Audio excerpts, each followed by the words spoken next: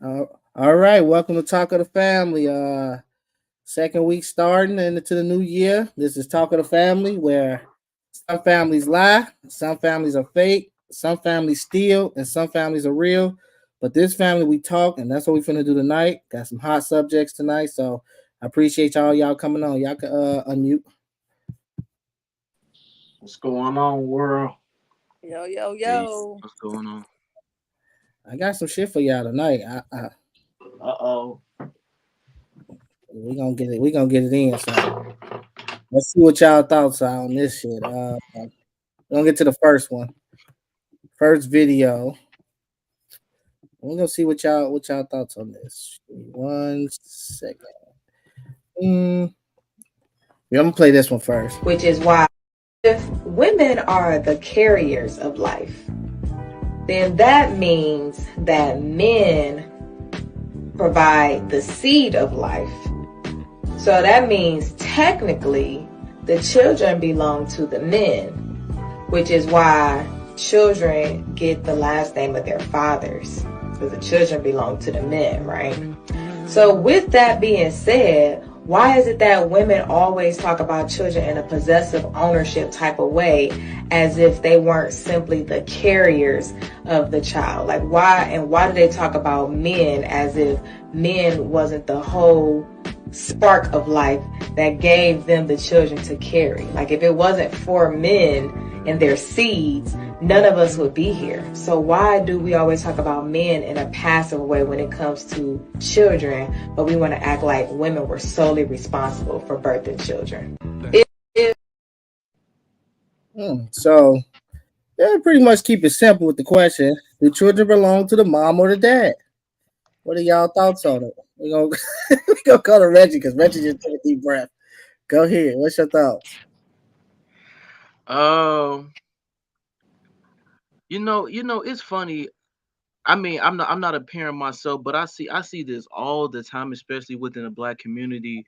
I don't know why certain black women, and I only say that word certain because there are certain black women that will say that you didn't birth this child, I did. And I never understood that notion because I think it was crazy to me because you wouldn't even be in that position if it wasn't for the man. Mm. Now, no, now if the baby daddy, whoever it is that you don't deal with, or you guys aren't in a relationship anymore, okay, cool, that's one aspect of it. But to make these arguments around your girlfriends or around whoever is you talk about in especially in a negative light about that dude, like, oh, this nigga, he ain't carried this baby for 9 months and he ain't do this or he ain't trying to take care of none of that. But that's because of your bitterness. That's because of that's because of guy you chose, and you knew he wasn't shit anyway, but you chose to be with him anyway for that moment because he made you feel the way. So that's why you feel that way. But to say that the child just belongs solely to you because you didn't birth that, I think is absurd to me. Like, Mm. men, if they had the same type of position where they could take care of the child themselves, they wouldn't flip and turn the script on the women and say that, oh well, just because you birthed them, that doesn't necessarily mean that's no less of your child. You know what I mean? So I think it's just basically the bitterness in women when they think of those type of notions. That's just me personally. Okay. I, Go ahead, Brittany. okay, so I feel like Come on, baby. I the have children belong to the mothers because we go through all that damn pain and we are the nurturers because men can't do that. Nurture a child. I mean, yeah, you carry the seed or whatever, but we're like, I don't know. Yeah, that's basically it. We're the nurturers and we carry the baby for 9 months and we have to deliver that baby into the baby has to come into the world that way and it's just like unbearable and all that pain we go through. Hell yeah. Those are ours. That Okay. sounds that sounds like a sense of entitlement. That sounds like a sense of entitlement, like the guy doesn't have any say so. That sounds I a mean, little they bit do more. got say so, but if you're a fucking deadbeat, them our fucking kids. Damn. Okay. Okay. Shit. I can't. Eh, We push them out. Well, let's see. We gonna go. We gonna go. We gonna go with Pete. What's your thoughts? And then I want to go with you, Nene. Oh my bad, shit, got my phone. I don't know. I feel like these types of conversations are a little. I don't know. They're not nuanced enough. Like honestly, like I I think that naturally most women want their men want to share responsibility with the man that they having kids with. I don't think that there's a situation where as soon as a woman finds out she's pregnant, she like he ain't got no say so. I think that like if you're an active father, if you're present, if you're you know what I'm saying, and granted, you and the mother of your child, y'all got to get on the same page, whether y'all in a relationship, not a relationship, whatever the case may be, because yes, when people feelings get hurt, then yeah, women like people, both men and women can be bitter. Women can say, "I don't want you to be a part of this, pregnancy or part or whatever's going on," and the man can say, "Well, if you don't do this, then I won't be there." Like you know what I'm saying, everybody has a choice to be made, but I think that like naturally, you know, I want this is our child. I don't think that it's a, oh yeah, you gave birth to it. Like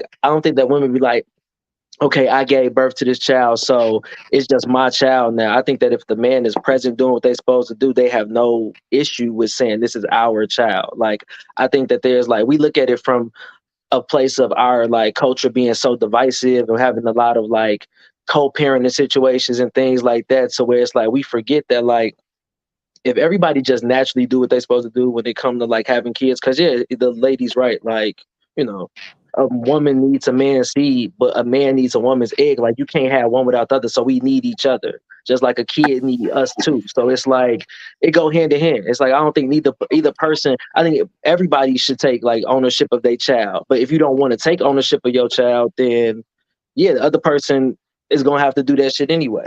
You feel me? So yeah. Okay. What's your thoughts, Nene? I believe the child belongs to both. I mean, because like the video said, without the man, the mother wouldn't be able to bear.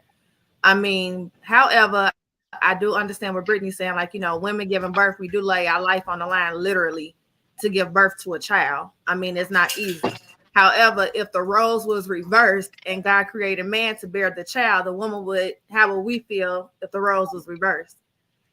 And it's just, you choose to who you lay down with in birth, and that's fine and all. But they always say, once you have sex with a certain entity or person, you become one in some form or aspect. So I just kind of feel like, yeah, it belongs to both because say for instance that child needs a kidney or something, the mother blood type don't match what the father does. Can the father say, oh, well, that child belongs to me because I done gave my kidney, but she gave birth. Now it's, you know what I'm saying? Like, it's an equal thing. I mean, because that child carry both of y'all in them. It's an equal thing. That's just how I feel. But I do understand about the whole deadbeat situation because that's mine. They go on my taxes. Okay.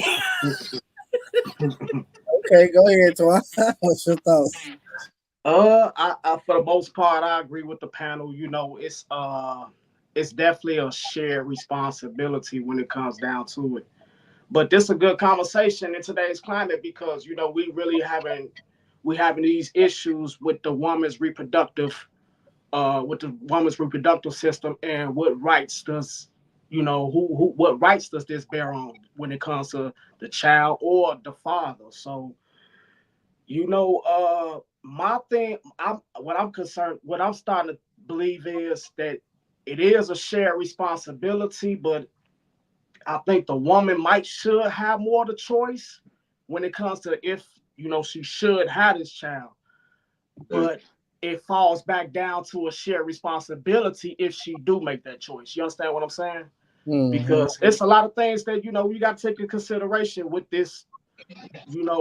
Is it my baby? Is it yours? Because it's the woman's choice because she gotta go through this health wise. She gotta go through the hospital. She gotta have birth. You know what I'm saying? So by that making it her choice, that's kind of like that's her business a little bit. You understand what I'm saying? Now I know as a father, I want to be that, I want to be concerned, but I think that by that being her choice, that it kind of like alleviates me out of it a little bit. You know what I'm saying? And then once she do make the choice that if it is my baby, then that's when I fall in line back to it being a shared responsibility. If y'all understand where I'm coming from. I get what you're saying. What about you, Demar? Hello, I think it's I think it's I think it's both parents' kid. The kid belongs to the mom and the dad. But women believe that the kid is theirs. I think most of the time because they birthed the kid, they believe that the kid's theirs, and they do have a possessive like outlook and relationship with it, like with the dad. Like, so I think some cases I understand, like if you're the only person took care of this kid and they 30 or they 18 or just however many long years, yeah, you have a right to feel that way. Anybody would feel that way, whether they birthed the kid or didn't. But that's it. We all kind of have the same sentiment about this. Okay, Kenya. I'm gonna go against the panel. I'm gonna say the child don't belong to neither one. It's not an object. I feel like we need to stop objectifying our kids because you birthed them, you had them, but they their own person. Like, who the fuck are you to say that they belong to either one of y'all? Their I mean, dad. you're renting them. What you mean? Until they I'm their parent. I raised once them. they're 18, they can make their own choices. So it's like That's you when they basically theirs. got a But certain they still yours. but not really. They don't belong to you. I feel like that's the problem. You Not supposed to do property, your but job to in send them on relation. the way. Like, they not yours to keep forever. And I think that's the problem in our culture. We sit there and we act like our kids are baby dolls and they're this and they that when they actually human beings and we're not necessarily raising them. I feel like I agree with the part about the baby treating kids like baby dolls. That does happen a lot, but they do belong to us, not in the sense of property, but in relation. Like that's my like your parents. When you talk about them, you say that's my mom, that's my dad. When you talk about your siblings, that's my brother, that's my sister. They belong to you in relation, not necessarily as an object. So but we sit there and say who either or. You're basically saying that they belong to somebody. Is it the mom or the dad? It's like we have relations, but I don't belong to you. Like, I'm your daughter, but you don't own me. If I don't want to talk to your ass, I don't have to talk to you. Hey, Diddy Fred, am I yours or my mama's? Let me ask my Diddy. Hey, Diddy Fred, am I yours or my mama's? You mine, motherfucker. I just want to double back. So is the possessive behavior that females possess over children? So is that definitely definitely bad behavior? I think it's toxic. That's why you got so many women get so consumed with their kids that once their kids are grown, they don't know what's the next phase in your life. But that's not the man, though. It's not the man. It's not the man that's feeling like the kid is the object. Majority of the girls, guys get into it because of the woman, but most of the girls want to dress them up like this, do them like this, give them this, and do it, and then the guy go along with it. See, a lot of times a guy is a pleaser. He's not going to trendset a lot of that kind of stuff because a woman takes charge of it so much. You know what I'm saying? But some guys do take charge too. It's like a double-edged sword in a way, but a woman is more of a woman thing than a guy thing. He goes along with it. You know what I'm saying? Because when you say you don't belong, but then what's your last name? Who your family? What's your heritage? Where your grandmother come from? You know what I'm saying? We all belong to somebody indirectly, not literally, like you own me, but we belong to somebody. We belong to the Cobb family, the Jackson family. You know what I'm saying? But I don't think they own me. When I tell their ass no, I mean no. You know what I'm saying? You still got those rights. They are just vessels in how we got here. I mean, let's be real here. I mean, if it wasn't for God, I wouldn't be here. None of us wouldn't be here. They're just vessels. And just because they was the route how I got here don't necessarily mean that I belong to them. It's so like a last name don't mean nothing. So really, Jesus don't belong to God then? Huh? Or Mary not his mother? You get what I'm saying? It's not, you looking in it real hard, but it's not that serious. It's like they only saying belong because of your last name, not they actually own you. You get what I'm saying now? It's like it's things. But the action that we are displaying in today's society when it comes to raising our kids is that we own them. Our kids in our head don't have, like you just said, if you say shut the fuck up, then and your child don't even have the permission or the ability to express itself because they based off a title of I'm the father, you feel like he has no opinion. Shut the fuck up and do what I say. Is that not a sense of action of you? Yeah, I own you until you a certain age. I think them the ones. I have friends like that, and I think them the ones that try to have shit to prove. You know what I'm saying? When you love your child and you want the best for them, you give them an opinion. Me personally, as a father, my kid, I ask them, do they want me to cuss their ass out or they want to whoop it? Guess which one they pick? Shit, I hope cuss out. They get cussed out like motherfuckers. Hey, cuss me out. You know what I'm saying? And then when I had to whoop my daughter, I made her play like I was whooping her because I didn't want to hit her. But some men would probably do it because the woman told them to. I'm just saying, parenting does not have a book. I swear to God it don't. And what you think is right for your family, that's you. That's what you do. And what I might think that is not right, that's not my opinion because I'm not sleeping in your house. I'm not sleeping and living with you. You're not feeding me. You're not taking care of me. You know what I'm saying? It's like I used to watch a lot of stuff too. I seen the guy. Let me tell you a story. When I was a kid, I was like 13. My friend's mother was coming down the street, but my other friend, her mother was getting beat up by her father. And me and my boys, we were just coming down the street. We was misfits. We like fucking with people and shit. We seen this, and my friend's mother was like, man, Mr. Cox beating such ass, Miss Cox ass. We went down there to jump on that man. You know what that lady did? I'll tell you like Charleston White. That lady said, man, get y'all motherfucking ass away from my husband. You know what I'm saying? It's just like you think you helping, but sometimes you got to stay on your path. And you can help from a distance too. If you wanted to call, we should have called 911. We should have did some other things instead of engaging and stuff like that. So it's like couples and marriage and kids and all that stuff is a bad book. It's like politics. You ain't gonna never get the real truth about that stuff. You're not. But we all right though. That's the funny thing. But we all right in our own way. So, yeah, sir, can I ask you a question? Because you're an older parent, right? So I'm not a parent myself, but I just want to know from your perspective when we talk about the Black community, because I know there's a lot of young parents who have kids on this panel. So what would be your advice to change the trajectory in the Black community when we talk about disciplining our kids? Are you saying that we should take a different type of approach to break the cycle instead of beating by physical force, that we need to talk about what they did wrong and how to come up with solutions? How would you do, like, if you train in the pet, right? Some guys, they are trained the pet, so they put their hands on them, and some guys, they use treats, right? So I think me personally, the way I thought of it is that my father, he'll whip your ass. You know what I'm saying? I remember getting my ass whipped for getting a bad report card, shit like that. But I ain't stretch out to whoop them on them ass.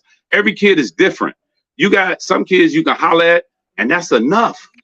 You don't have to put your hands and whoop them. They'll stop. You got some kids you can scare, but some kids you might have to grab in the collar like a boy. I'm not talking about girls. Girls, you pop on leg. You don't get into girls like you get into boys.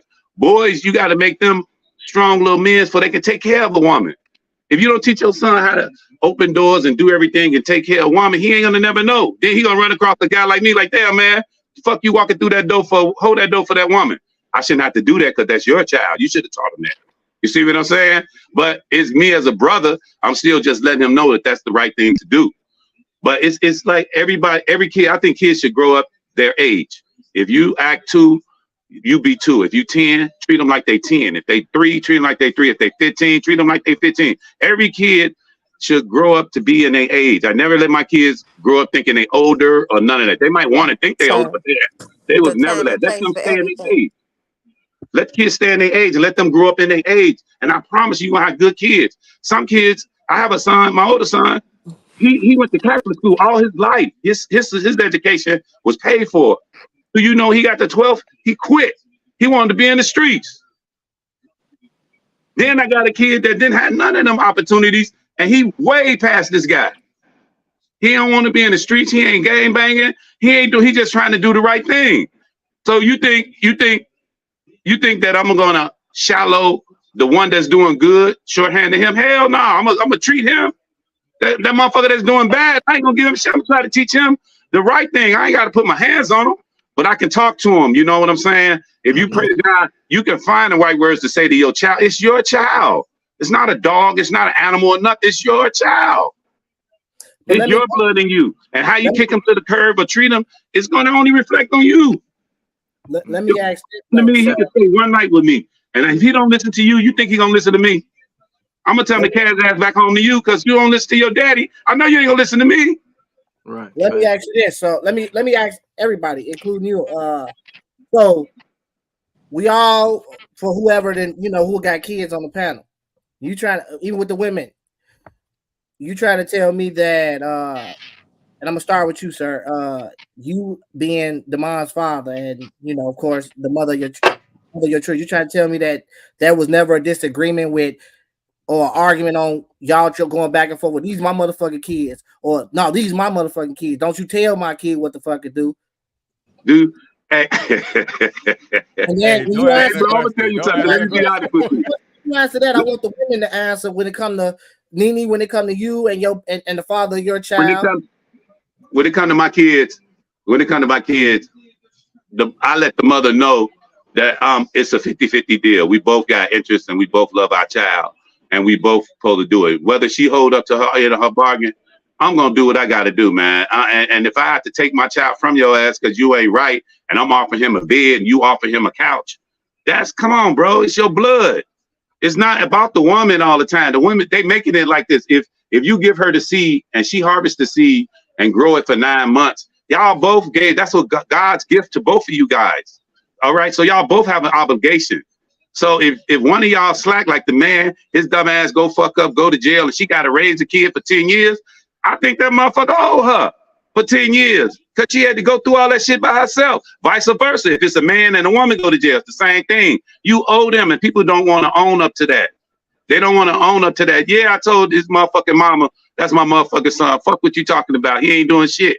You know what I'm saying? Yeah, because if I know I'm doing right, I'm stand up for my child when I'm doing right. You get what I'm saying? But now if I'm doing wrong and she tell me, I got to bow down and I got to let her do her thing too. You get what I'm saying? Y'all got to see, they want us to be separated on everything.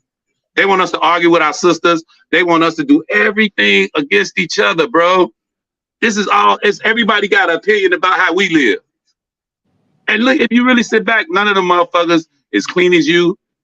They got more common sense than you. They have none of them qualities that the black sisters or brothers have. If you really look at yourself, that's so everybody's against us. For what? We the nicest motherfuckers in the world to people. You know, so we generous. But then when you mad, yeah, our sister slap the shit out you. Yeah, the brother gonna cuss you out or the sister gonna cut. Yeah, but what else how they can do instead of putting their hands on you? You know what I'm saying? Or not go to jail or jeopardizing their future. Let me go ahead double down on that, and just to go back off to the point that the question that you had asked, Reggie, about how do we what do we do to change the trajectory for these kids? And I think Fam just kind of spoke on it kind of clearly. It's like, okay, so it's this war between what used to work and what they saying should work today, and we trying to figure out like what's the right way for these kids. And I think it boils down to like there is no actual way there ain't no blueprint to how to raise no fucking kid. It's a human being, just like Sis just said. There ain't no blueprint to raise only God can raise children. But there is, there is a responsibility, you know what I'm saying, for what we do to do this, and we need to understand there's a balance. It ain't always about beating up on no kid, but they need discipline. Yeah, it ain't always about just being laxy-daisy when it comes to raising these kids. That you have to include things that communication and thought-provoking and things of these nature that can challenge them mentally. You understand what I'm saying? As far as like modern ways of raising kids. So it's a balance, you know what I'm saying? Like, and I think, when it comes to two parents, long as two parents can get together and have a real understanding like how they want to raise their family, that balance can be, easily distributed between those two parents for real. When I had to learn how to raise two boys by myself with no woman, and learn how to do the woman job and go to work a middle, where I work from 2 in the afternoon to 10 at night. And then I had them, and I had nobody to watch them, and I had to take them to school, wash their clothes on the weekend, fix their dinners every day, make their lunch for school, go up to the school and see about the teachers. I had to do all that, bro. I love my black sisters. What they went through and they go through, bro, you can't tell me. If y'all want to try something, try that. Try being a single dad by your damn self and have your kid at home by your damn self with no help from your mama and daddy babysitting, and do that shit like they do. And iron their clothes and wash their clothes and go up to the school and work an 8-hour job or 12-hour day job and mop and clean your house up and fuck your man if you had to. Try that shit and go date a chick. Try that shit. Y'all try. Crying. I encourage any brother to try that shit. What you're saying makes sense. I bet you the kind of money men start having periods out of nowhere. Yeah. Hey, man, I swear to you, y'all, it's brothers, if I can tell y'all, it ain't no easy job for the sister, bro. I ain't gonna lie to y'all.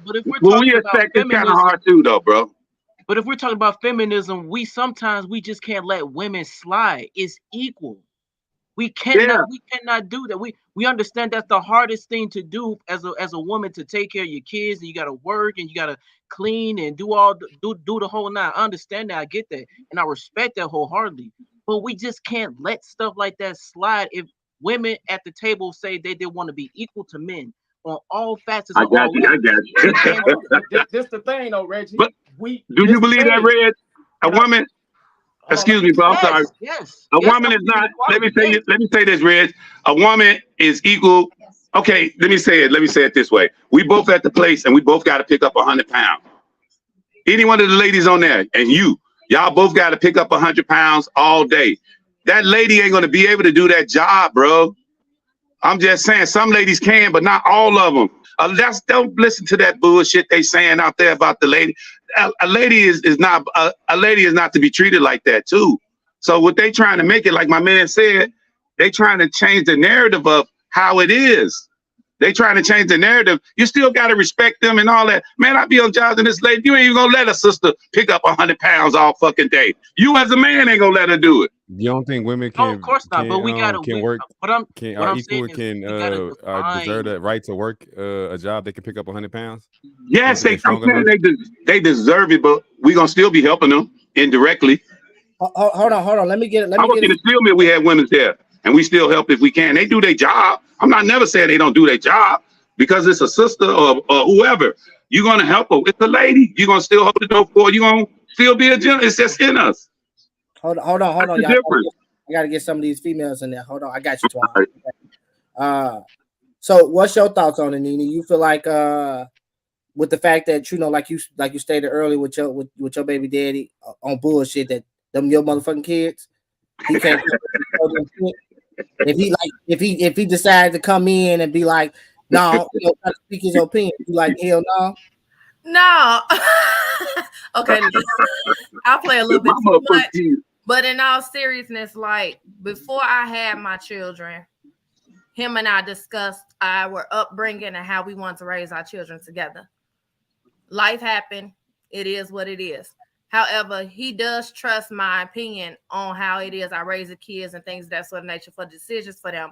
But I always call him for the majority of the time, even though he's not here physically. I try to get his opinion. Now, what I was saying is like they're mine when it comes to like they under my roof. I take care of them 365. I go to doctor's appointments, family, arrangements and all this other stuff, Christmas, birthdays. I handle it all and I don't bother him. If you help, you help.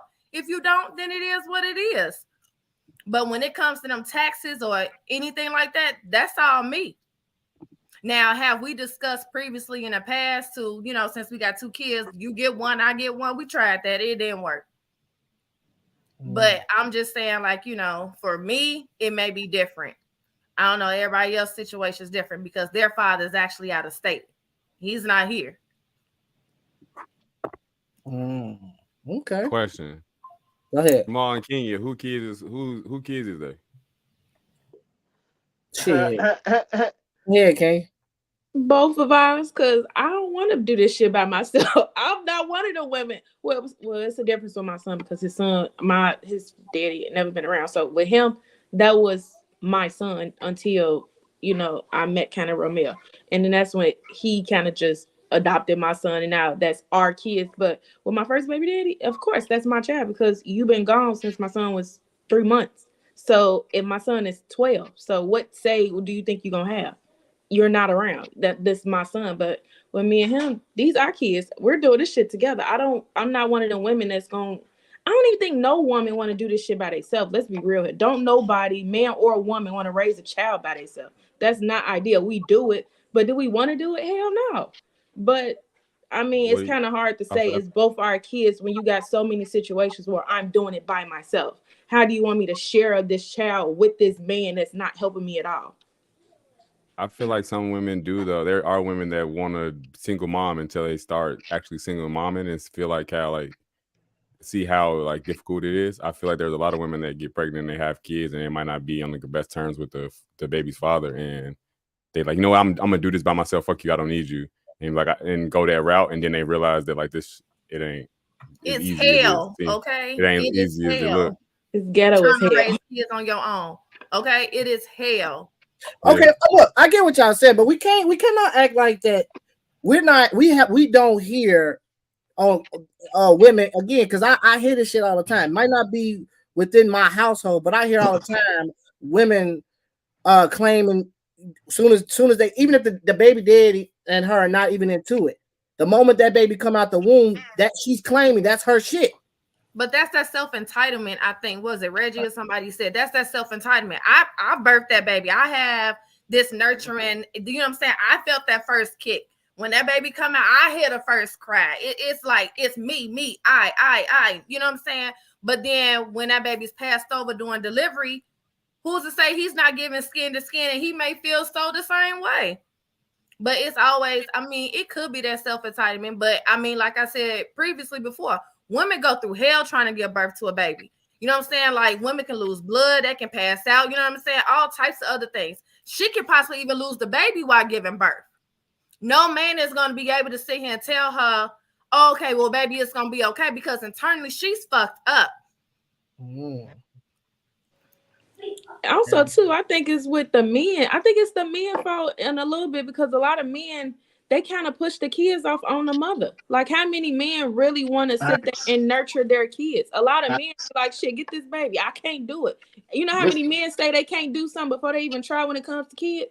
I was nurture or nurse. Nurture or nurse. Let's clarify first. I'm talking about nurture. Yeah, I mean, they wasn't built to. We're not going through this nursing and nurture stuff again, okay? No, I'm saying, yeah, there's a difference between nursing and nurturing a kid. Listen, I'm talking about feeding them. I'm talking about reason, just. Hold on. This is the reason why we kind of let women slide, so I can respond to somebody asks why do we let women slide? This is the reason why, because, and I'm not speaking to nobody specifically, because I'm quite sure most of the men on this panel take care of their business. But for the most part, men didn't take care of their business. That's the problem. So this is why we give women a slide. Let's just be real. It's because they took care of way more than they had to for generations. So now it's like to the point where, like, women, of course, women having an identity crisis with this, this feminism aspect. But don't take out the point that women took care of so much when it comes to these families, to these homes on their own without men's consistent participation. So we can't leave that out. That's why as men, not personally in my household, but in generally, we kind of let women we let women slide with that because of what they really did endure without our help. You know what I'm saying? So Damon, Damon, do you take care of your daughter by yourself? Do I take care of solely by myself? No. Like I have, like she has her mom is in her life, but like is she with me? I'm by myself. Yes. And what does that feel like sometimes? Does it feel like it's a lot of pressure, or is it like you just as the father, like you just have the set routine that you know what you want, the goals and things of that nature, and you just get anything done without whoever helps or not, whatever the case may be? I got kind of confused on the question. What does it feel like to take care of my kid? Not the feeling of what it is, but does it feel like if you got to do it by yourself, like what would that feeling be like? Would I want to do it by myself? Yeah. No, I would not want to do it by myself. I don't think anybody would want to do it by myself. And I think more, it's not because I don't feel like I'm capable and could do it. I would feel like it more of the detriment to my kid that not having her mom in her life would affect her more than if I was able to physically accomplish the goal of raising her by myself. Yeah. Okay, well, I guess we got that one down pack. Shit, it's everybody fucking kids around here, I guess. So you go.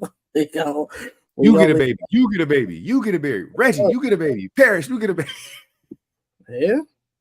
So everybody got their own kid. We're gonna go to the next one then.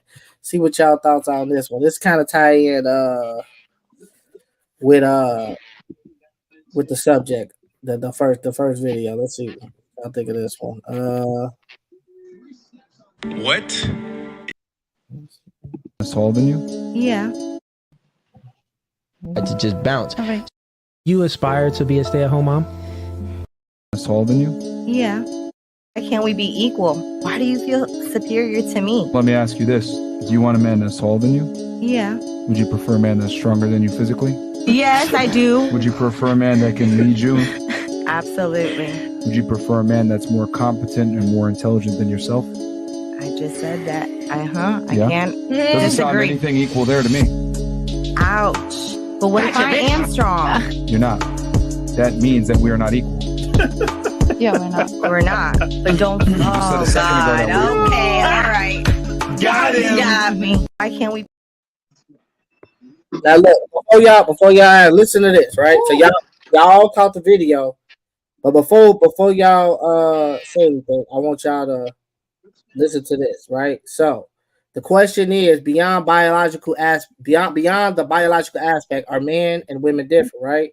Now, before y'all answer the question, so I Googled two different things. One, just Google what the internet says, right? The internet says males and females different, not only in obvious biological aspects, but also in brain activity, sex, specific cognitive and behavioral styles, as well as how do you say this? I don't know how you say that. Illness and disorders. We're gonna leave that that one. And then the Bible says, now I Google the Bible. The Bible says, I just want to see what y'all thoughts on it. The Bible says that basically, let me see, in the narrative, females and males were created in the image of God. So God created man in his own image. In the image of God, he created him, male and female. He created them. They were given equal tasks of ruling and subduing all creatures. So the Bible says women and males are equal, but society says we're not. That males and females are not fucking equal. So the question is, beyond the biological aspect, are men and women different? Are we equal? Are we not equal? What are y'all thoughts? We're gonna go with you, P.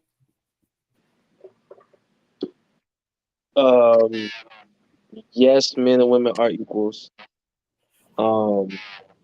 And what was the second question? Just in general, are we equal? Are we equal? Oh no, I mean, yes, we're equal, and honestly, it's like we're supposed to be different. Yeah, are we different? Yes, we're supposed to be different. Like it's yin and yang. You know what I'm saying? Like you can't have one without the other. If we have too much of one, it's an imbalance. If it's too much of the other, it's an imbalance. Like yes, so yes, because yin and yang are equal. They're just different. So yeah, I think that's the simplest way to look at it. I think that we be letting society dictate shit that we see every day, like in our everyday life, and we ignore that and we listen to all these different opinions and we formulate our opinions based around the shit that we are hearing versus what we're seeing. But let me jump on that with you, right? Not even take society out of it, right? As far as what you see in the world, just an everyday. Think about I want y'all to think about everyday relationship shit that y'all in. We all in relationships for whoever's on this panel, right? So think about the equalness in that, right? Is it equal or is should Joe? Because think about like the mom pops mentioned opening the door, right? Should it be equal on the other side? A woman open the door for the man. When it comes to pumping gas, is it equal that man pump gas as well as the woman pump gas, right? So not just society, but an everyday action in your relationship. Is it equal? Because in relationships, everybody complains. You're not supposed to do that. I'm not supposed to do that. You're supposed to do that. Don't take out the garbage. That's my job. No, you take out. You see what I'm saying? So it's not necessarily society, but what you go on that what's happening in every day in your life, in your relationship. It's a back and forth from the smallest to the biggest. So that's what I'm saying. Think about that, because that's what we go through every single day, basically in relationships. We're arguing over what you should or should not do. So go ahead, whoever want to answer. I want to say something. I feel like this go back to the question we talked about a few episodes ago about gender roles. Like in society, a woman can take out the garbage or she can pump her gas, but we in the car together. I'm gonna go pump the gas. I'm gonna go if we in the crib. Or even if I'm just visiting her crib, I'll go take the garbage out because I don't want. What if you don't feel like it? And you gotta. Neither one of us feel like doing it. What you mean, bro? It's like negative 16 degrees outside right now. I ain't gonna be like, you go take the garbage out because I don't feel like it. I ain't gonna just because that's just the person I am. I feel like she's capable of doing it. But what I'm saying is, Demond, if you don't do it and she states to you, you the man, you the one supposed to be doing this, doing that, right? But then you state to her, we equal. So Can I say something? Go ahead. Can I say something? Go ahead, Brandon.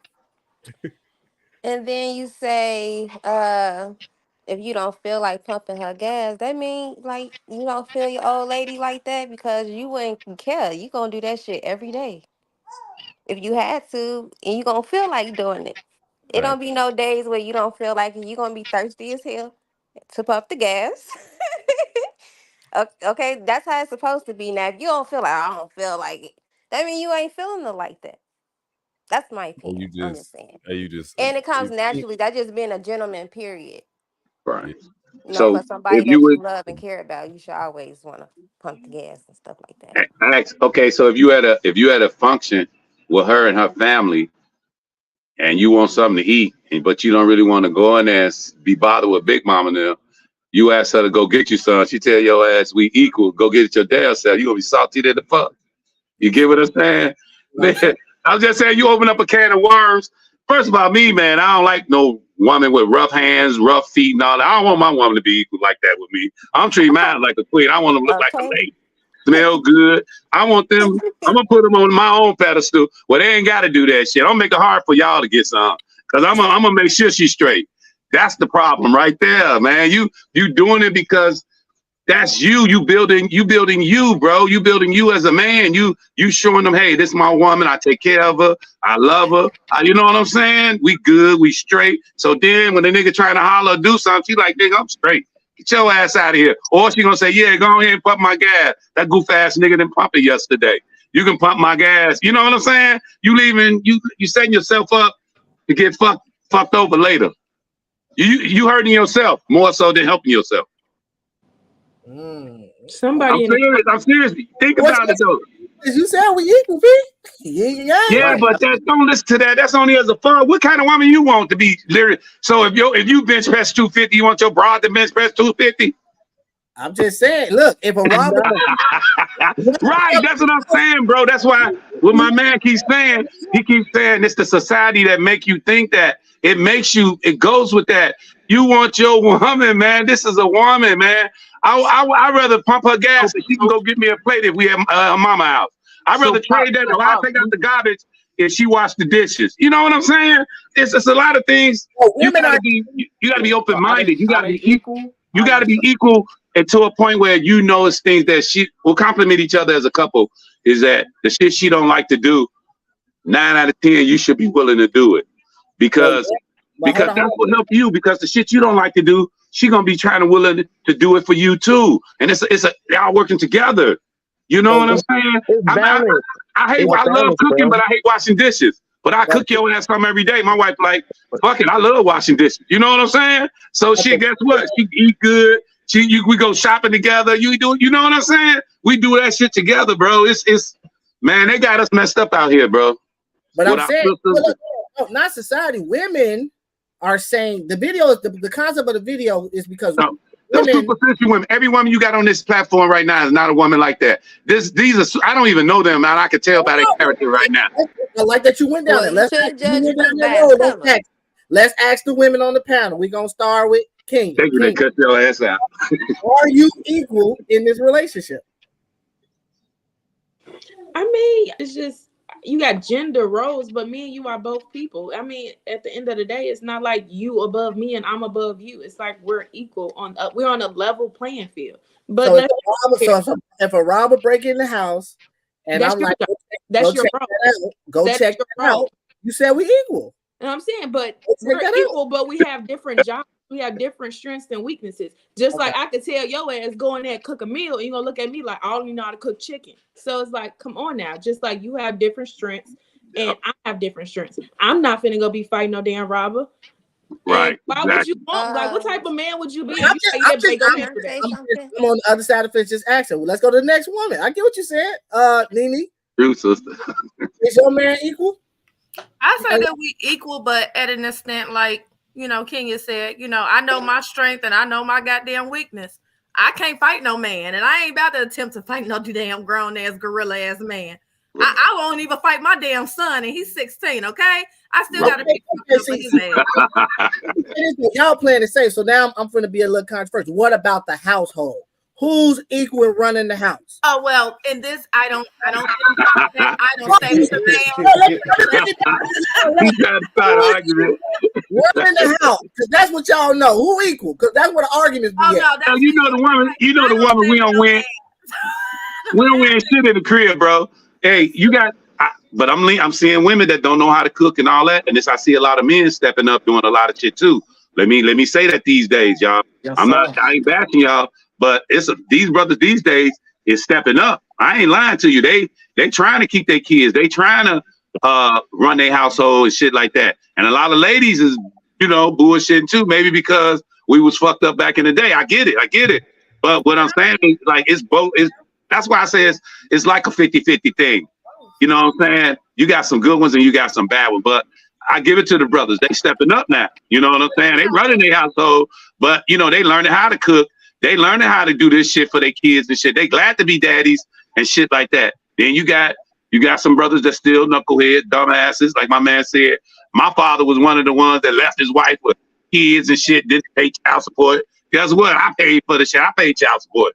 You see what I'm saying? But that's true how it went. But I know as that's it gradually, old school. You call they ass some knuckleheads. yeah, knucklehead ass motherfuckers. But I gotta challenge somebody. Quita in the chat said they only step up when the mother ain't around. No, not really though. Hey man, I swear to God to you, I see some brothers, man, right now today that I see that they do step up. You can be around, you attract what you get. You know what I'm saying? You can't tell me, I can't tell you what kind of motherfucking man you got.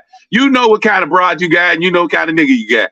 You know what I'm saying? If you know this motherfucker, you met him at the bar every motherfucking week, you know what you getting. Just like if you met her and she a bartender at the bar every other day, you know what the fuck you get. You know what I'm saying? It's like playing. Don't play with yourself. These guys is stepping up because some of the ladies want to be out there. They tired of being in the house, letting the nigga run all over them and shit. And some of them want to get out there and kick it. You know, and then the guys is forced to do it, yeah, because the mama leaving. The person in the chat, they might be a person that left the motherfucking kid with the daddy to go have fun last night. Me, if my kids can't go wherever I go, I don't go there. Yeah, I ain't need a baby. I go where my kids can go. We going to a party together, family functions together. But we gotta be real. That's old school talk. New generation. That's what she said. New generation ain't doing that shit you talking. They ain't doing that shit. They gotta quit fucking with them bombs. That's what they gotta quit doing. You gotta get quality people in your life to get quality results.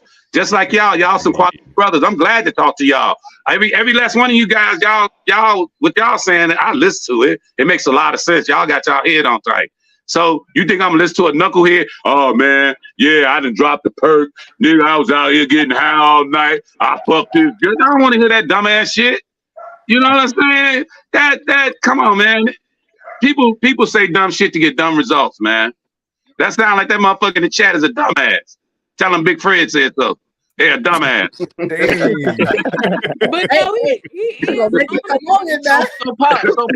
So Pop, because I want to encourage everybody to love their family and take care of their kids and be good to each other, bro. That's what we got to do. It's nothing, money or nothing should make you want to hurt your brother or sister. You should just want to love. I'm not trying to preach or no shit like that, but I'm saying we can't. $5,000 gonna make me want to kill you. Your life worth way more than that. $1,000. You don't do.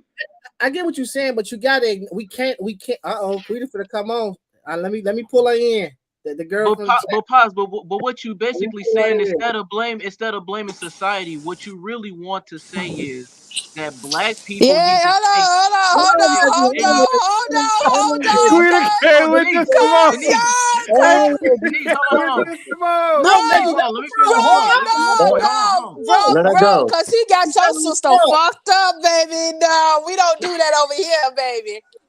I am fully blown married with 4 kids. I ain't talking about mommy. I'm talking about what I see, honey. These young men, no, only how I see them take care of their kids if the mother passed away during birth or the mother leave them kids on them. How you gonna stereotype stuff? How you gonna stereotype the situation though? That's some. That's not everybody. You looking at a brother right here, he don't do that stuff. I didn't say in the chat it was everybody. I said some of these new generation men out here. You're an old cat. I'm in between, you know, the old and the new generation. So I see the shit out here, honey, and I do. And half of these men do not be fucking stepping up. But half of the old cats that's probably older than you and the same age as you is the same way. They don't give 2 fucks about their kids unless the mother actually leaves them on them or they don't have a choice. But that's the surrounding people that you know that's around you though. Like, okay, if I ask this brother right here to the right of me, he gonna say something totally different. Will he see what brothers act like? If I ask the brother that's hosted, he gonna say what he think how brothers acting like. We all gonna have an opinion on different things, but if my part of my town, I got responsible young brothers that's standing up and they doing their job, working for the city, making money and got good jobs. That's what I see. Now, if you at the time where you see little knucklehead niggas on the corner, they selling drugs, they ain't trying to do shit and take care of their kids, and when their baby mama die having their baby, they want to take care of them, then that's what you see. Right, you get what I'm saying? It don't make you wrong. It don't make you wrong though. That's what I'm trying to get you to understand. I'm not saying you wrong. I ain't say he did, but it's the same thing. You're contradicting yourself because you only hang around the motherfuckers who actually do the shit. You ain't gonna hang around, like you said. I heard you in the chat. You ain't gonna hang around them dumb motherfuckers who gonna sit up there and do that shit, right? Baby, I'm gonna tell you, I'm gonna be straight up with you, baby. I am a street nigga. You hear what I'm saying? I know the difference in my life. I done been there. I've never been on punishment. I've been catching the bus in Chicago at the age of 7, going downtown. I never been on curfew. I was hanging out late, longer than the grown-ups. I done experienced a lot of shit. I done seen a lot of shit. I'm just not saying it just to be saying it. I done lived it. I got 5 kids by 5 different women. So you think I'm saying that to be a bullshit ass nigga? And I took care of some of them that had the mama on child support. And they quit their job because they didn't want to pay child support. And I was still taking care of my kids because a man don't need nobody to give them shit to take care of their kids. That's their job. So I turned down child support. I done did all that. I understand what you're saying. I'm just saying a lot of these brothers are standing up and they doing their job in the household for these ladies too. And it's a lot of ladies that's doing, they always do their job. I'm saying it's sad. When I was taking care of my kids by myself, I learned how it is to be a woman. That shit is hard. I'm not knocking that. I'm not neglecting none of y'all smoke on that one. I got much respect for y'all. But at the end, I got to remember too, it's guys doing the same shit too, trying to get there too, just like you trying to get there. Your husband might be a good husband and he doing what you ask him and being there for you. He in the house with his wife, taking care of his kids. You probably had a good man that give you that spirit.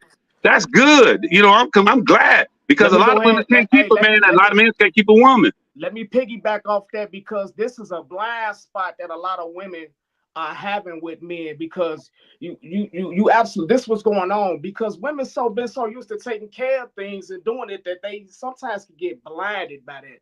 They so stuck in what they had to do and taking care of that they have missed the point of seeing these men self-develop. Oh man, so many women have missed men self-develop right in their face because they so used to what he ain't doing, what he ain't did, and so they so used to this idea of what the man really is. But what it is it's a yesteryear type of thing. Are men self-developing more than yesterday? Hell fucking yeah. Men are stepping up to the plate. We learning how to cook. We learning how to have a relationship with God. We learning how to be more what's the word that I can use when it comes to relationship with women? We are actually doing this thing, and what it is because of the yesteryears of what the fuck the man did in the past. It has blinded women from this actual achievement that men, niggas from the hood. I ain't talking about. I'm just speaking about us. Men in the hood are actually doing. So I know more. I know more niggas that take care of their kids, and I know niggas that don't take care of their kids. And I'm telling you, all of them have mother. And I know a lot of several dudes that take care of their kids, and also the kids that the woman had before. Step kids and shit. Yeah. Step kids 1, 2, 3. Let me let y'all. Oh no, we gotta get. They don't even have to, but they volunteer to do it. We got to be precise because I like that you said that y'all said y'all know more niggas, but it's a difference of when you say take care of your kids, the difference of buying clothes and fucking shoes. Anybody in the motherfucking world could do that. So when you say take care, like take care of the kids, they take them to school, like that kind of shit. Like nurture their. Let me say nurture their kids. Okay, I respect the mother. You on the emergency list. You on the emergency list where you got to leave home. You got to leave the job for your kid. You taking care of that. When you the emergency contact and all that. Let's say it that way. I know a lot of niggas like that. No, man, the reality of it is like what. And I want to say to the ladies, y'all do take care of y'all men. Y'all make them better too. It's things y'all do to help that man to become a better man too. I don't want to take away from that too, because a lot of y'all smart enough. Y'all know how to get a man to make him better and build him up, to make him a better guy and appreciate a lot of stuff in life. And a lot of times. It can go vice versa, but it's majority women's doing that. They do that. They'll take a guy, they know he this, and they'll help him get a job, and he start doing better, and they start building their family, and next thing you know, boom, 30, 40 years they together. See, nah. But this what I was finna say. Go ahead. But I was finna say, despite how many men are trying to self-develop, this the problem though. It ain't enough when it comes to the comparison of how many men out here got responsibilities. How many men got kids and bills? When it comes down to it, when it comes to that amount of men, the percentage of men that are taking care of the business is too fucking low. That's the problem. See, bro, what you saying is an anomaly. We this panel might be if we did the numbers, how many of us really taking care of business? We know the numbers for real is low. So we can't discredit that, bro. That's the issue. So when it comes down to it, we need better tools so we can get more brothers to be able to take care of the business. You know what I'm saying? Because we ain't taking care of the business. Even though we ain't taking care of business as a whole though. Yeah, like because I'm not enough. Wait, let me ask you this though. When you say that it's not enough of us taking care of our kids or taking care of our kids' mother. See that's a point of reference or have you whatever it is. What I'm saying is it ain't enough men taking care of the things that they supposed to be taking care of in their lives. Whether it is so you're like them just taking care of responsible men in kids on general. their own, whether it is the relationship they got with these women, whatever the situation may be, I'm saying it ain't enough men taking care of the business in their own personal lives. That's what I'm saying. So for as far as the numbers. But the question is, okay, so are men and women different, beyond the biological aspects? So if we're talking about the Black community, then what is the disconnect? Because we understand that we're different. Men and women, we're different. But us as Black people, where is the disconnect? Why can't we come together and solve certain things? Even if we're not going to be together, whatever the case may be, whatever the situation, where's the disconnect? We stereotype each other. We believe the stereotypes that other people say about ourselves. And what Pop has said, we out here too busy being some fucking knuckleheads. Accountability. A lot of people lack accountability too. And I think it's control. I think the woman want to be in control and the man want to be in control. It's a power struggle. That's why we can't get on one accord, because the woman wants shit. She wants to run shit just like the man want to run shit. It's not no common ground. Yeah, I think the woman wants to be in control because she have seen not a lot of men take control, and then the men who want to be in control are like, I'm here to be in control, and she's like, no. I feel like a lot of times it's like, no, niggas don't be in control. They don't do shit. You did be before even giving them the opportunity to do that. In some instances. So what's the solution? Where do we start? Because it has to be a conversation. but it's kind of like you going in circles. You can't have that conversation if everybody's gonna come in with their own personal agenda instead of meeting in the middle. You see what I'm saying? That's where the roundabout goes. If we can't elevate as Black people, if we can't sit down and have a simple conversation, and you coming in with your own agenda instead of having an open mind, then there's no way the conversation is gonna be. It's not gonna do any good. There's nothing good's gonna come from it. I think it's less I think we put too much responsibility on each person to be the representative for the Black community or make a change for the Black community. If you take care of your business and I take care of my business and everybody on here take care of their business in a stand-up way, then that's going to contribute to our culture. Kids below us going to see us taking care of our business. Our friends around us is going to see that, and it's going to inspire them to do the same thing. So I think it's a lot of pressure of everybody saying like how you saying, like, what are we going to do to solve this for the Black community? It's not my responsibility or your responsibility to come up with the solution to solve it for the entire Black community, but for your friends and your family and your community, personal community, that's your responsibility. And I think if we worry about taking care of that solely, we'll make that change for everybody. I want to speak on that because you know what I really think it is. I think it's a amount of urgency that we know for a fact that we haven't done things and it's this urgency that, okay, we know as a people, we know where we came from, we know where our blood came from. We are bloods of slaves, bro. And not only to go through that, to go through what they went through in the 60s, to go through what we went through with crack, to go through what they going through with social media and these kids going through, it's an urgency. It's not so much that, it's pressure, but it's an urgency that, damn, that niggas ain't taking care of business. And it's still up to us. We ain't no white man, America, whatever the fuck it's still up to us. So the pressure is real because there is an urgency. It should be a fucking urgency. It should be more pressure because that's the problem. We lax. We sit up here and have conversations about these things and then go watch TV or whatever the fuck we doing that in our lives. So I think we need more pressure or urgency. You think it's an urgency for you? You think it's an urgency for you, me, anybody else on this panel to help to change Black people in general, come up with a solution to change Black people as a culture, like all of us? You want me to respond to that honestly? Yeah. Of course, you can't do nothing in your position to change Black culture. I know that. I'm not a fool, but can I say it's more that you can do? I bet you it's 1,000 times more shit you can do. You personally. Yeah. I agree. But do you think that focus should be on the entire community or should it be on my community, my family, my friends, the people that are in my community? Do you think I should be doing this to be a better person for them? And then if you do the same thing for your community and so on and so forth, that's just going to make all of us better. And it's easier to accomplish. It's a doable goal. It's something that our grandparents did and their grandparents did, was focused on our local community. And then it just got bigger. Yes. Yeah, I agree with you. Even to the point where, like, listen, because it's a hell of a dynamic because we steady say black. Real talk. We say black, but if we really are God's children, right, ain't no black, right? But we say black because of what the fuck we've been through. So it's a conundrum. So it's like, yeah, bro, yeah, but it's like, I guess deep down inside, I use that shit. I use it, and it's kind of wrong. I use it as motivation. You know what I'm saying? But yeah, you're right though. It's, you know what I'm saying? To pick up, yeah, I agree with you about as far as like the Black angle I live in. A bunch of white people.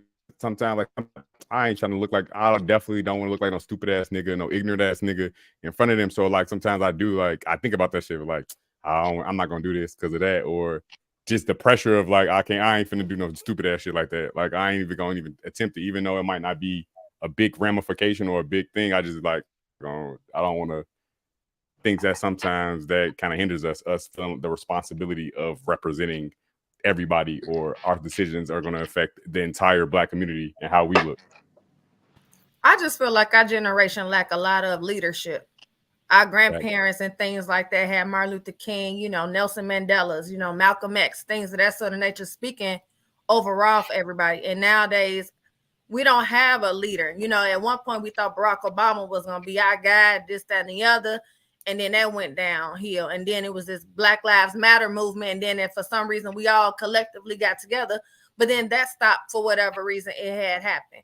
It's like everybody want to do what they want to do. And then what I hear a lot is that our generation or these new centennials is like, well, I ain't like my grandma them. You know, I'll whoop a white person ass. You know, I ain't no motherfucking slave. This. I ain't about to deal with that. And it's just kind of like, you know, there is no leadership role. Everybody want to lack in a whole lot of everything and forget that, yeah, we want to go to the Bible. We are kings and queens. We do come from some form of a leadership. We do come from royalty. But that lack right there is what's going to always, I feel like, hold everybody down. You know what I'm saying? You may be a leader in your job. You might be a leader at home. You might be a leader to your kids and all that good stuff. But when it comes to like communities, we don't have that. Like when I was growing up, I saw a lot of block club parties. Why? Because somebody on the neighborhood always took over everything. Nowadays, I barely see any block club parties, like whatsoever. Like it just don't happen. I feel like a lot of that is like what we talked about I think it was like 2 or 3 episodes ago about they kill all of our leaders. So they make examples out of all of our leaders, and then they promote. They make us look at celebrities, basketball players, rappers as the entertainers as our leaders when they're not. Like Kanye, musically, I fuck with Kanye, but he's not the leader of. He's not a political leader. He's not that person. He's not a Martin Luther King or Malcolm X in that sense. And I feel like a lot of times we look to those people for the answers when we do have examples of people who are doing things in the community. Or just be there for yourself. Be your leader for your community yourself. And a lot of people don't never want to take that responsibility or either have that team behind them and say, you know what, we're going to support this person full throttle, 10 toes down, whatever. We're going to ride till the wheels fall off. And that's what our grandparents and everybody did. Regardless of the circumstance, they was getting water hosed down, going to jail as a collective. And now everybody like, no, hell no, I got too much to lose. And true enough, we may do have too much to lose. The odds may be a little bit against us. I ain't even gonna lie. But it's just like, who's gonna stand up? Who is gonna be the leader? And then have that support system behind them that's not always family. Can you trust the next Black individual? Be like, you know what? I like their leadership. I trust what they're doing. A lot of us lack leadership and we lack like a lot of trust amongst a lot of people or with one another. Everybody thinks somebody an op or a snitch or it's always something. Yeah, I think that the trust part you brought up is a big thing about. Go ahead, Twan. I was just agreeing. I agree with you 100%. But you know, one of the best things that leaders did do was show us what to do. So you know we right to a certain degree, but the truth is we know we don't need no leaders. Man, we done had leaders show us the greatest example of what we can do. I think what we lacking is power. Because that's when you believe in yourself, when you got a bunch of people that believe in themselves, that's a powerful fucking thing. So it's like the leaders already did their job for that. The leaders showed from Jesus to Malcolm X to whoever, like they already showed us that if you believe in yourself strong enough, that you can do what the fuck I'm doing, right? So it's kind of like, to me, we ain't lacking leadership. We lacking our power to understand we got the power to do things. I heard some numbers today that kind of fucked me up. I heard some numbers that they say by 2050, the average Black man gonna be broke in America. Did y'all hear that shit? The average, salary, median salary is gonna be 0 because so many Black people gonna be broke that those who do got the average money, Black person is broke now. It ain't 0 right now, but yeah, I'm just saying. But I got some pushback on what you said though about not needing leaders. They showed us what to do. I mean, about believing in yourself. You said that we need to just believe in ourselves. I don't think it's a lack of confidence. I think it's a lack of vision. Like we all believe in ourselves. I think that's the problem. I think I'm the boss. He think he the boss. Everybody wants to be boss. But I think that it's about believing in the movement and believing in the vision and believing in a purpose that we all collectively come together and strive to get. I think that's what's missing, and it's not a lack of confidence, because niggas is confident, for a lack of a better term. Niggas is definitely very confident, arrogant, can do all of that, but they And can't on trust top each of other that, enough to agree to one goal and all push towards that one goal. I think it's the part. certain black people be fucking each other over. That's why. And that's what I was no finna say, trust. Tiffany. It's no trust because it's like you believe in that movement, and then that person, you think that person who's standing behind you believing in the same thing you is, but they just there to get something out of it for themselves. Everyone's there to get something out of it for itself, and we let white people fuck us over all the time, and we still go back with no strife but or black fuck people, them. I don't but believe we them fuck anymore. each other over too. It's not like I know. It's not all about how the white people fucked us over. We fuck each other over too. I said it to say though, like if we can look past Gucci doing this or these brands or these companies and all of that, white people doing shit to us, we look over that shit all the time. And we still go back and we still know how to compose ourselves. And I'm just going here for this fucking job to get this money. Or I'm just going here because I'm trying to get this done. We do that with other races and other situations. But when it comes to ourselves, we hold us to the fire. Yeah, that person might have did the wrong, fucked up and did some bogus shit. But they're able to come back from that. If it's not something too egregious, they're able to be the leader and make a mistake. Martin Luther King was fucking hella bitches, but he still did what he did. So like we can do that. And I feel like we hold each other to the fire. Like, no, you better be fucking perfect, nigga. Or we not. And then when we're not perfect, or we not perfect, we like, no, we ain't following Buddy no more. He don't know what he's talking about. He was over there, Dr. Umar over there fucking that white woman. Like, but why do we always need a leader though? I feel like why can't we as individuals just start doing the right thing? Why is it that we have to have a Martin Luther King to do the right fucking thing? Like everybody have a moral code. You know, a certain shit that if you got kids, you're supposed to take care of your kids. You know that you shouldn't be trying to be gangbang. You know you shouldn't be killing each other. You know you shouldn't be out here just trying to do 100 dicks. Like this is stuff that we know we shouldn't do. But why do we need a Coretta Scott or Martin Luther King to just be fucking good, upstanding humans? Because everybody don't have the same sense of right and wrong. Yeah, a lot of people need that guidance. So everything that you just said, as far as like, no, we know we shouldn't be gangbang. We know we shouldn't be doing this and that. Some people in certain communities are being raised that's what's right. That's what their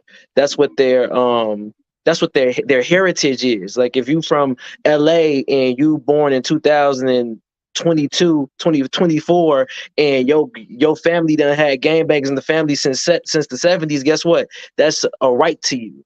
That's a rite of passage. That's a right that but we need a leadership, or we need some sort of leadership to say this is what right is. This is what wrong is. Because if you don't, then you're gonna have a bunch of different people dictating or saying what's right and what's wrong, or what's cool and what's not cool. So it's like you could say like, how about everybody just do the right thing? Who decides what the right thing is? Now, you want to say biblically, then yeah, we can say the Bible says we should do these things. But if we're talking about society, who in society says what's right and what's wrong? But regardless of what societies know, you know that I shouldn't kill this nigga just because he wearing a different color than me. If he's a different gang, you know morally that's wrong. But it's trauma behind that color though. But if I think this nigga that's gonna if I think the nigga who wearing this opposite color gonna kill me or have killed people who wear the same color I do kill me, I'm not looking at it as a color. I'm looking at it as an enemy. This is the color. This is how I determine who my enemy is. I just feel like we just justify the bad behavior. I don't think we need leadership for us like we need like somebody leading us. But this what we kind of do need. We kind of need leadership as far as like having a common thread. Because that's what it is. It's not so much it's how can we get black people or certain groups of black people to agree on one thing on one accord. Mm-hmm. So it's the leadership should come from self. She right, Kenya right. It should be a self thing. It's something that we should all agree from. It shouldn't be some one person telling us this is how we should do it. But we do need a common thread. But people aren't naturally leaders. Right. People as human beings, people are not naturally leaders. That's why when a leader do step up, everybody be in awe, like, oh my God, this nigga's amazing, because everybody can't do that shit. Everybody ain't got the charisma. Everybody ain't got the mindset. Everybody ain't got the bravado. All those things that it takes to be a leader, everybody don't have that within themselves. And some people want to be led. So for the people you say, how come everybody can't do the right thing? Some people want to be told what to do. Most people want to be told what to do. Most motherfuckers don't want to think for themselves because thinking for themselves is too goddamn hard.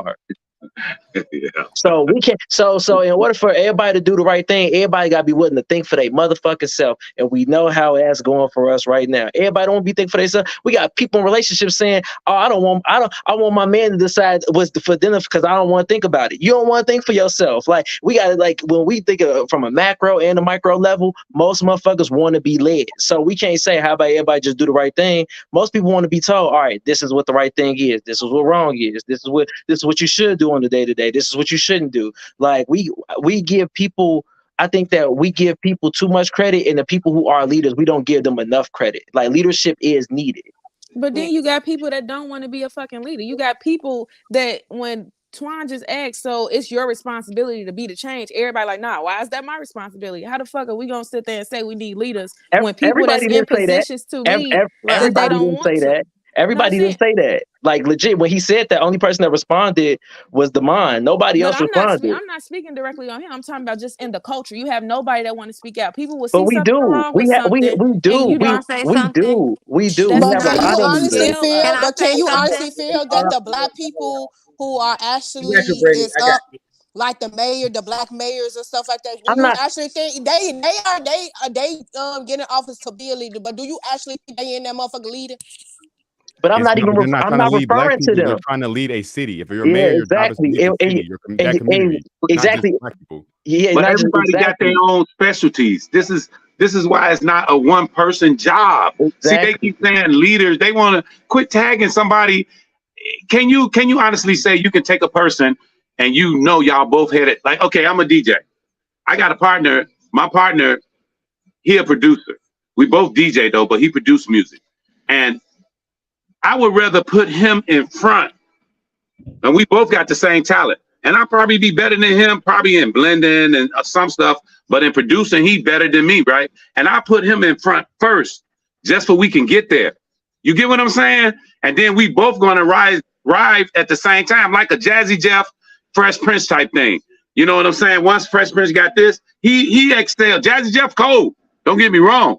But Fresh Prince got him up there when he started doing that. You get what I'm saying? It takes us together. I think it don't take one person. It take everybody got a specialty though. You get what I'm saying? Like you were speaking on, that makes a difference. And then what she was speaking on, that makes a difference. That means that's different individuals. So we all strive for the same thing. You're gonna need her. She gonna need you. I'm gonna need her, hear her, and she gonna need to hear me. You get what I'm saying? And then, but we all going for the same goal. People forget the goal. That's why they got that called ego tripping. That's where that phrase come from. Because when they get there, they always break up. You know what I'm saying? The groups always break up. They all come together and get there. Huh? That's why I said it's not about it's not necessarily about having the leader. It's about, I mean, us believing in one person. It's us believing in a mission, in a goal. Yeah. Comment. Let me get Brittany. Brittany, do you still? What was you finna say? I got y'all. I'm sorry, Brittany. No, you good. I was just gonna say that 85% of the people in the world are followers, and the 10% are leaders or creators or etc. So what's 10% to the whole world? Everybody want to be like everybody. Everybody want to get that same hairstyle. Everybody want the Jordans. Everybody want this and that. But don't nobody want to lead. Like, what's 10% to the whole world, really? Nobody wants that responsibility. That's what it is. Everybody want to lead, but when it comes to being that extra responsibility, that if you're gonna be the leader, you gotta walk the walk. You just can't talk. People don't want to be held to that standard. Because look at what we gonna do as a people. Soon as they step wrong one time, we gonna crucify their ass. And it's just gonna be a cycle. Yeah. So, but it's the part that we got to stop doing is the crucifixion. Like people, exactly. We gotta change the standard. It's not the people that's the problem. It's the standard that's the problem. We keep holding people to these impossible ass standards. Like you literally have to be perfect. Like we look at people like Martin Luther King and Malcolm X, and the first thing we start to do is be like, but he used to be a pimp. You know he had hella bitches. We just go right to the negative, right? So we create the standard, and we haven't, like, that's the problem. I think that yes, you want your leaders to be people who do exactly what they gonna say and stand on their word and treat people kindly and all of that. But at the same time, it's like we not looking at the standard. We literally hold people to like this impossible ass standard, and then everybody is entitled to their opinion. So the leader might do something that I might be like, that ain't that bad. But somebody across the way might be like, that's fucked up. He let me down and we shouldn't support him no more. And now it's like, you got that division. We got to change the standard. I think that we got to understand that people are flawed. And just like bro said, a person can do some fucked up shit in their past. That don't mean that they, what they're saying, what they're doing isn't good now. It doesn't mean that it doesn't have value now. We just got to understand that people are people. And if a person got a good heart and they standing on some shit that I believe in, I'ma ride with it. They ain't got to be perfect. As long as they ain't harming no women, no kids, and they ain't doing no super deviant shit, I'm cool. But everybody ain't got that same standard.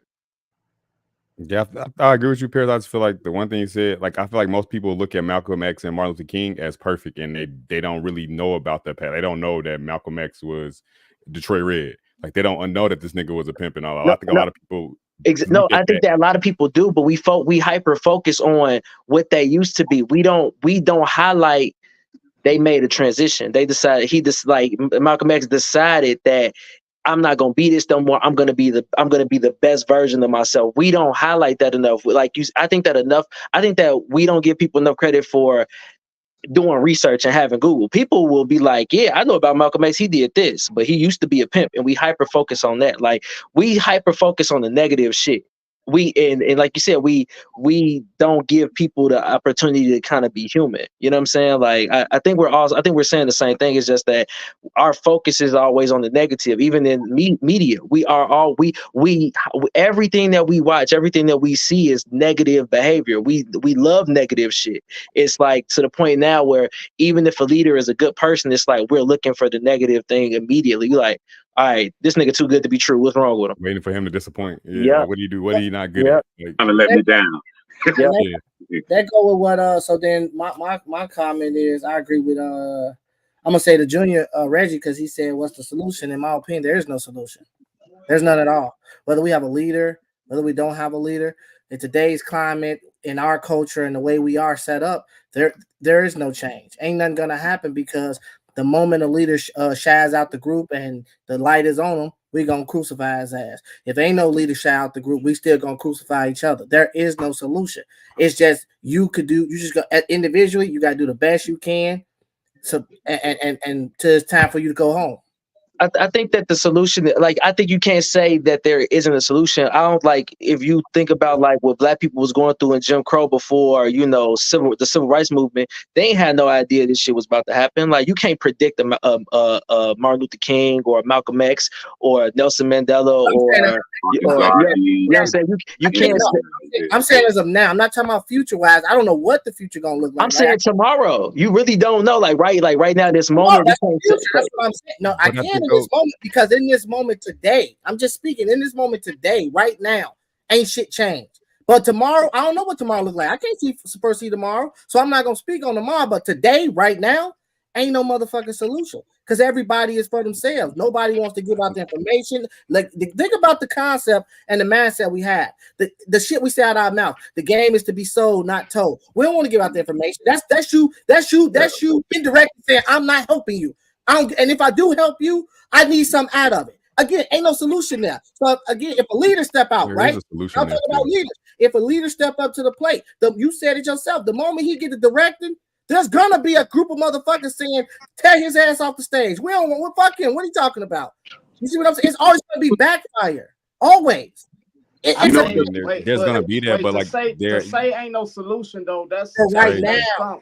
There is a solution right now. But listen, why the solution can't stop them? Why the solution can't people get together and stop the solution don't start with the answer. It starts with the problem that's on the board. You figuring it out. Yeah, it starts with the process. Yeah, y'all gotta understand who's willing to do it? But like I said before, we start on a community basis.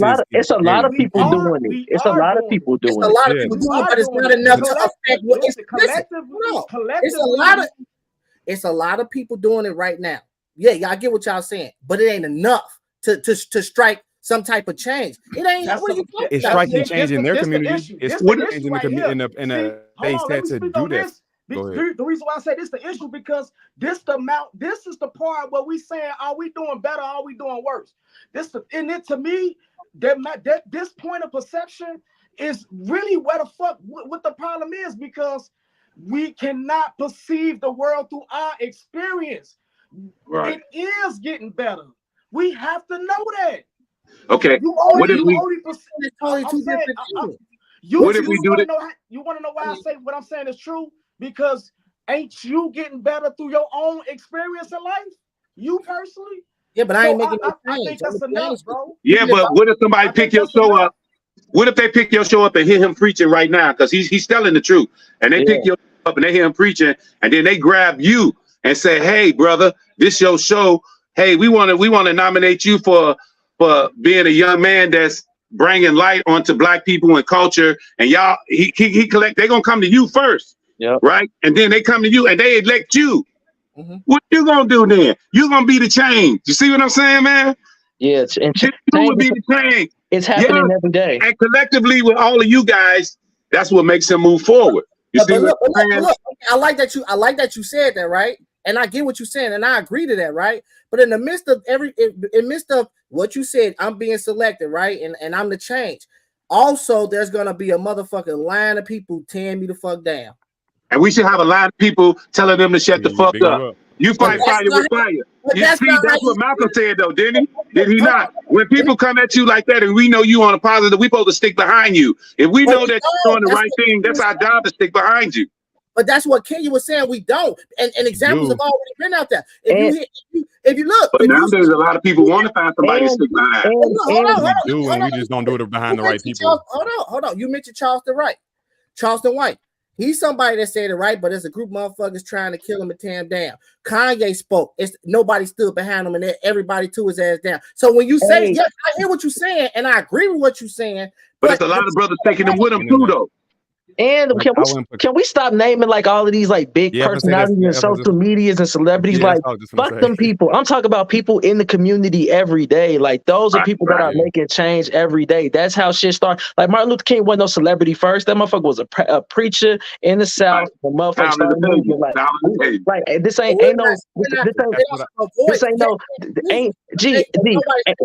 because what you make change sound like is one day a Black man gonna get up in front of gonna take over all the airways like a super genius and say, "Hey, Black people, we about to make a change, and the time is now." That shit not happening, my nigga. That shit gotta happen on the micro level. And the only reason why y'all name celebrities, y'all don't know nobody in the community. But I do. That's what I'm motherfucker. That's making a change. Do you post that person? Do you post that person on social media? See what y'all doing is y'all taking y'all own individual experience and saying because you're not doing enough, you're putting that on the whole community, and that's not fair to the community. If every day 10 people in the community are out here trying to make a change and 50 people not, that don't negate the 10 people that's doing the fucking work. Just because you not don't mean other people not. Don't one person out of that 10. But all you need is one. Stop acting like one ain't enough, bro. Like come on, G. The Bible said when two are in agreement, we shall be warm, G. All I need is one more person, bro. Y'all trying to make it tonight. I need thousands of motherfuckers. No, I don't. I need 10 people that's gonna ride with me, and that's 10 people gonna touch 10 people, bro. Y'all because you know what's crazy? The standard y'all hold Black people to as far as reaching other Black people, y'all don't hold white people to them same standards, and that's fucked up. Because white people don't do that shit. White people start in their community. These motherfuckers that be these Hannitys, all these people that got these fucking soapboxes that white people praise, they don't start talking in front of thousands of people. They talk in front of 5, 10 people. Then them 5 or 10 people bring in 5 or 10 more people. They do that same shit. Stop holding Black people to this standard. That's fucking impossible. That's tearing us down. That's holding us back. White people don't do that to each other. They build each other up ground level by ground level. When you look at Donald Trump, we look at all these white celebrities. look at where they come from. Motherfuckers didn't just have thousands of people believing in them. Them motherfuckers went out, shook hands, kissed babies, met people, networked. They built their community, and that community grew them. That's what they do, and that's what we're doing. We just hold people to this impossible ass You standard. saying That's all it. that, but the white you just proved the point. White people will support their own, but we as black people we won't. And But you're making two. But that's two different points. That's But two I'm different saying, points. No. So your white people got to do with what we're not doing. White people ain't got nothing to do with us right now. At this okay, moment. then. But you're making two. There's two different points. You're saying they support each other and we don't. But you can't say people not doing the work, and then you can't say people not, because there are people who are supporting those people. Said people not doing the work. That's not what I said. That's not what I said. You said there's no solution. What I'm telling you, listen to what I'm saying.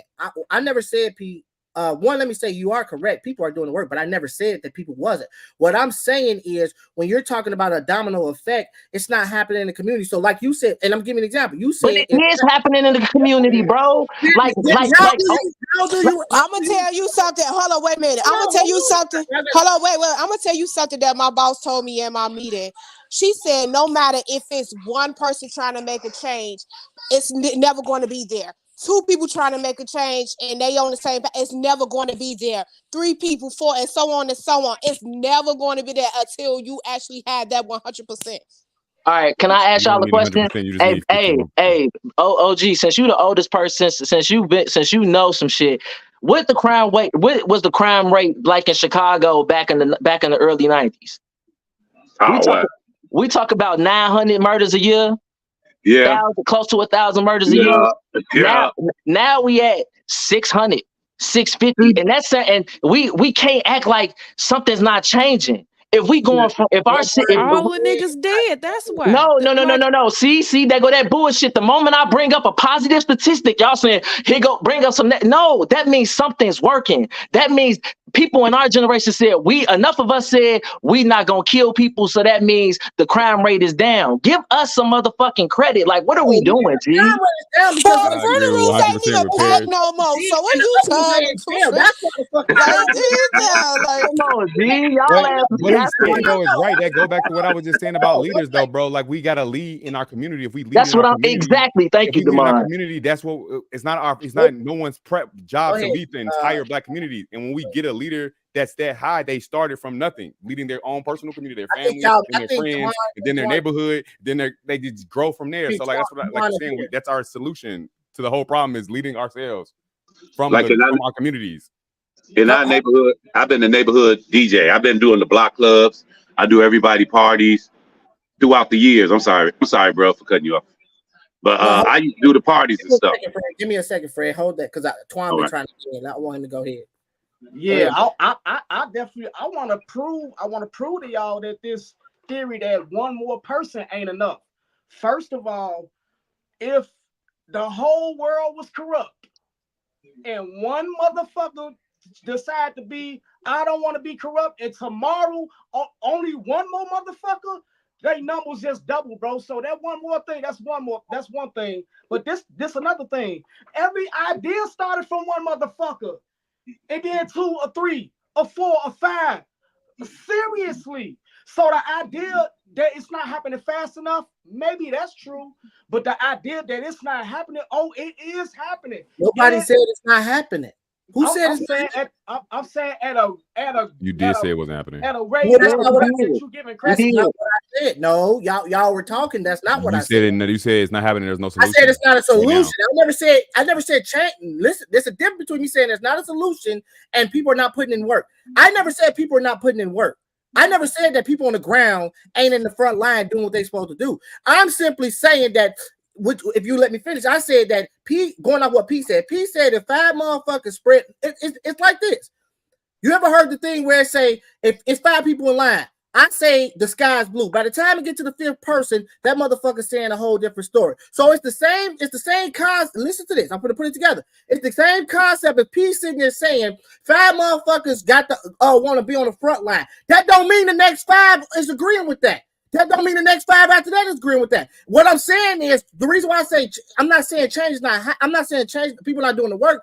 I'm saying I'm not seeing it get better because It could be 5 motherfuckers on the front line, but the next 5 might say "fuck you" on the front line, and that's what we deal with. That's why when I said the quote, the game is to be sold, not told. That's the concept and the mindset we have. In our culture, it's big dog eat little dog. If I'm gonna take you down, if I ain't got it, I want what you got.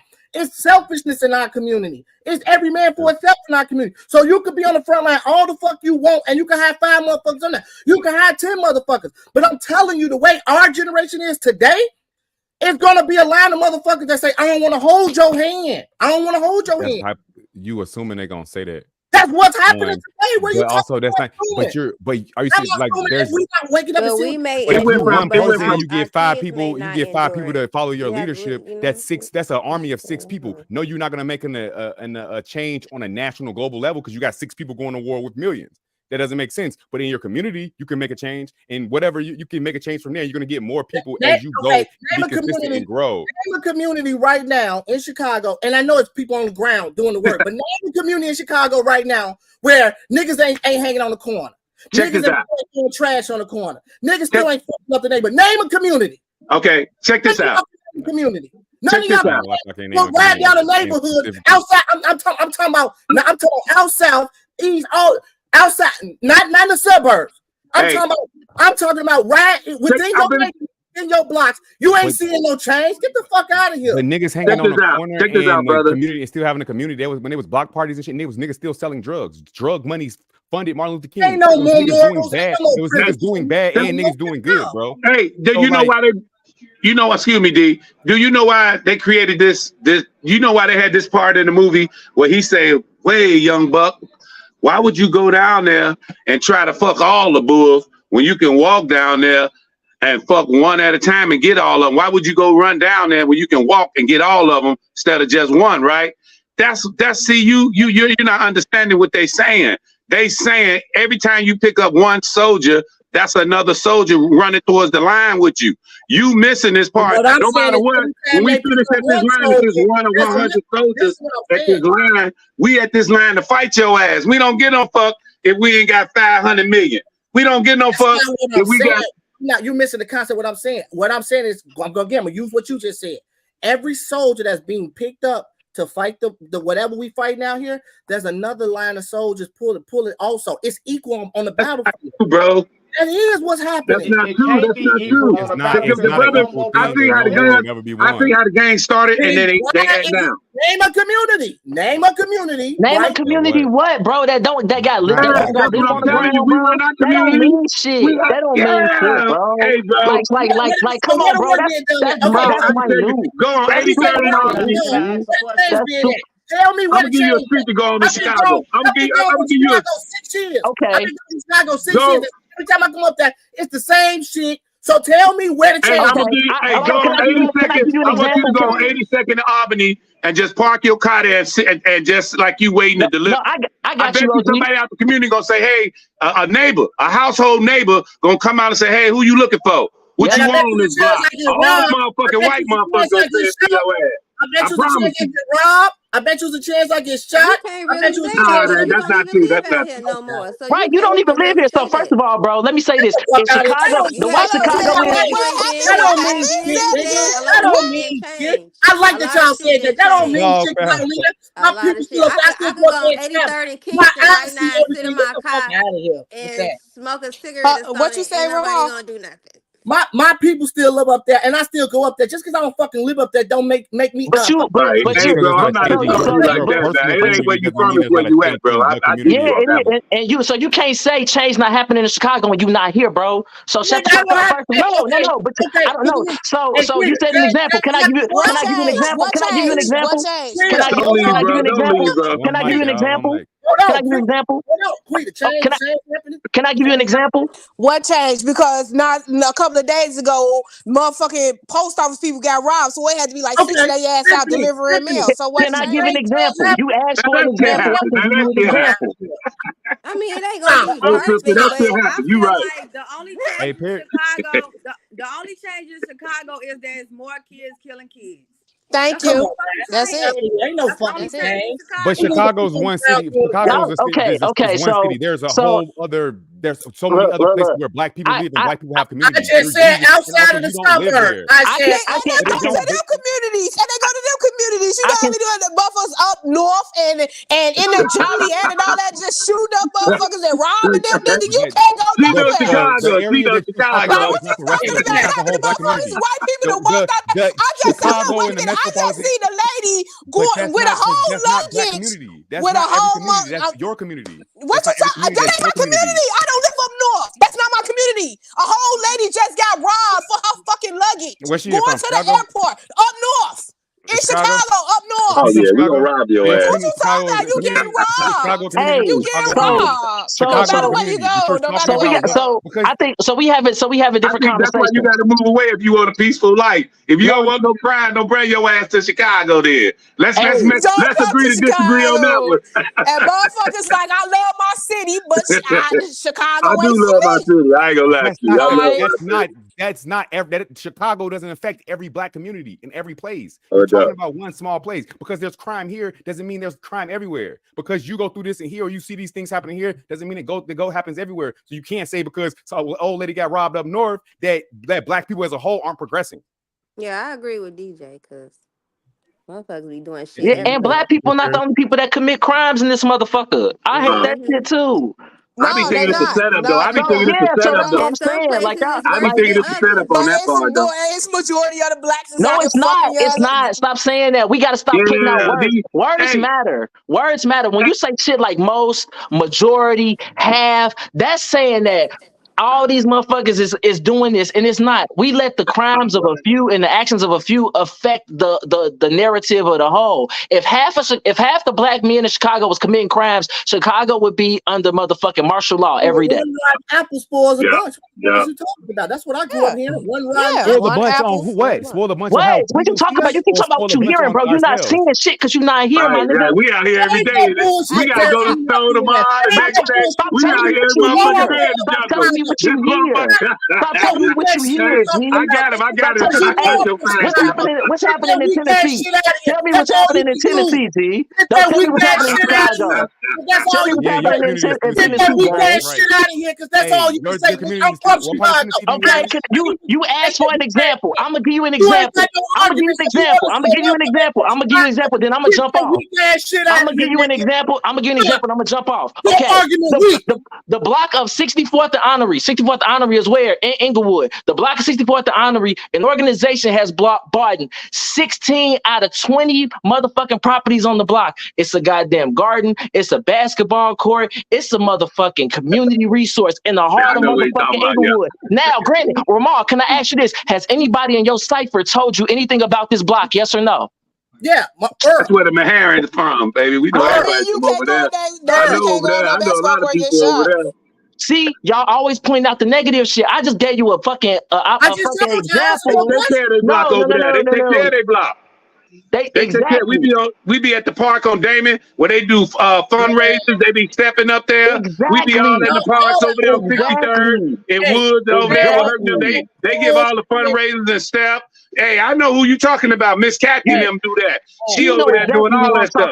Yeah, that's exactly. I know exactly who. Yeah, I be over there. So don't tell me ain't no change happening, Mr. Tennessee. Nobody said. I don't give a fuck who telling you what. Mr. Tennessee, your name, Mr. Tennessee. Your argument is weak because what look like Tennessee though? What's your community in Tennessee look like? What make your argument stronger than mine? Inglewood together though. I ain't gonna lie to y'all. Inglewood is together. I don't know what they told y'all. What make your argument stronger than mine? Inglewood got they shit together over there. Can I intervene a little bit? Can I get in the when you ready to listen, I explain. Go ahead. No, I don't want to hear nothing, Mr. Tennessee. That's Brother Crosby. Can I go ahead and get in the middle of this? That's the Brother Crosby. I think. Listen, let me. I'm in the middle of this right here. So you know what Ramal is saying is there has been no immediate effect. That's a lie. Hold on, wait. That is a lie, bro. Let me demonstrate. That is a lie. I'm finna demonstrate both sides so you get a drawing. So what Ramal's saying is there has been no immediate effect as far as this. Still right now today, somebody can step outside in Chicago and get their brains blown out, right? That's what he's saying. He's saying like still to this day. It don't have nothing to do with the cause, though, brother. And that has nothing to do with the community, bro. Let me demonstrate my point. I'm not agreeing with him. I'm trying to demonstrate my point. What he's saying is that this what he's saying. He's saying what y'all saying is small anomalies, and it's not really happening on an effect where it matters. That's what he's saying, kind of. It does, though. It does matter. It does. That's what I'm saying. It does. It's on that level where it matters, though. Let me demonstrate, because I'm finna show them how, and I'm finna show y'all how, because this the thing. Yeah, for a fact that ever since I was born and raised in Chicago, right? So ever since I know that, it's always been areas and blocks that motherfucker go out and you get shot, you can get killed, right? But he asked the question, name one neighborhood that has changed or shown progress. And what I'm gonna tell you is every last one of them. Thank you. Every last one of them. You want to know why, bro? Because of the percentage of how many motherfuckers tried to do better, whether it was in business, whether went to jail, got out, got their life together, all that shit. Bought properties, rehabbing. So hold fast. Let me demonstrate. So yeah, even though this progression is going on, a motherfucker can still go out there and get killed on a block, bro. Yes, 100%. But that can happen in any community. But that can happen anywhere, though. That can happen in any community. In Atlanta, they doing it. They smoking your ass in Atlanta. They robbing people in Beverly Hills, gang. That can happen in any they smoking your ass in a lot of places, though. They doing they worse, man. They bad. They don't report. I swear to y'all, man. They wrong. I'm saying I'm not making light of Chicago. They bad. Yeah. Hey, if every community was safe, every community wouldn't have police. Do we need immediate solution? That's the whole point. Do we need immediate solution, or is it happening on a rate that it's supposed to happen? That's just like asking Egypt. Question that y'all having between each other. That's just like going over there. Ramal, you saying it ain't happening at all, not fast enough, kinda, right? And we saying that it's happening way faster than you giving it credit for, bro. Way faster. These kids got a lot of more drugs they own.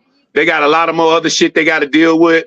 So these kids is they getting spazzed out, and they going out there committing crimes. And half of them mama and daddy work for the city, police officers, all kind of shit, bro. They choosing this shit. The example that I gave you earlier about my oldest son, I was just trying to let y'all know they choosing it. It's not nobody making them do it. They ain't forced to do it. They get high. They want to go, this nigga on Facebook saying I'm a chump. I'm finna go over here and shoot his block up. This nigga go get high and go shoot up the block. That's their choice to do that. We have no control. But you go in London, I'm looking at shit over there. They doing shit over there. They doing it in Africa. They fighting. They doing shit over there. You know what I'm saying? It's happening everywhere. White people dealing with an opioid crisis. They kids is taking opioids. You know what I'm saying? Trying to dump it off on our kids, though. That's the bad part right there. Fucked up shit happening in every community, but to say that the change ain't happening fast enough in our community ain't fair to our community. Can I say something? Two things real quick. One in the chat, Lee said that Beverly, the neighborhood in Chicago, there's not a lot of crime there. Also, and it's black. And Beverly is black. And Hyde Park as well. He said there are two neighborhoods. Exactly. But also, I want to say, because if somebody you can have, and there's never going to be a moment where you walk outside all of a sudden and then there's no crime, nobody's getting shot, no one's getting robbed. You can make progress towards change, and things can be changing, but also other things can happen too. We can have a great block and somebody get killed on that block for whatever reason. That doesn't mean that block is not making change from what they were before. But we ain't got a bunch of crackheads like we had before. That's not what I'm talking about. But what do you mean changing? What do you mean? That's not what I'm talking about. What you talking about as far as change then? Listen. What I'm saying is I'm not talking about from no type of physical harm being done. I'm simply talking about, and it don't take for me to be in Chicago. So let me address P, then I'm gonna address situation. You don't have to be in fucking Chicago. For one, ain't shit changed from the time I left. That's a lie.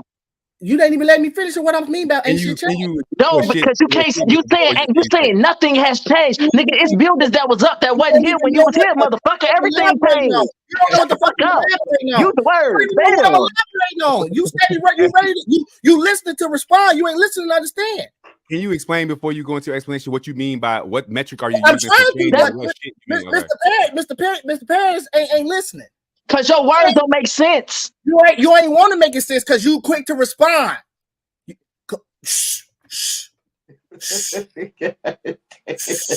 If this point ain't fire, y'all, I'm on his ass. I want y'all to know. Hey, go ahead, Ramon. Do your thing, bro. Do it. Go. Come on, bro. Man, y'all funny, man. I love talking to y'all brothers, man. And sisters, I'm sorry. Come on, man. So Y'all we get funny, man. Come on, make your point. Oh, make your point so we get to the next topic. Because I know there's more topics. Just make your point because we get to the next topic. What I'm talking about is the fact of the matter is I'm not talking about whether there's new buildings up or anything like that.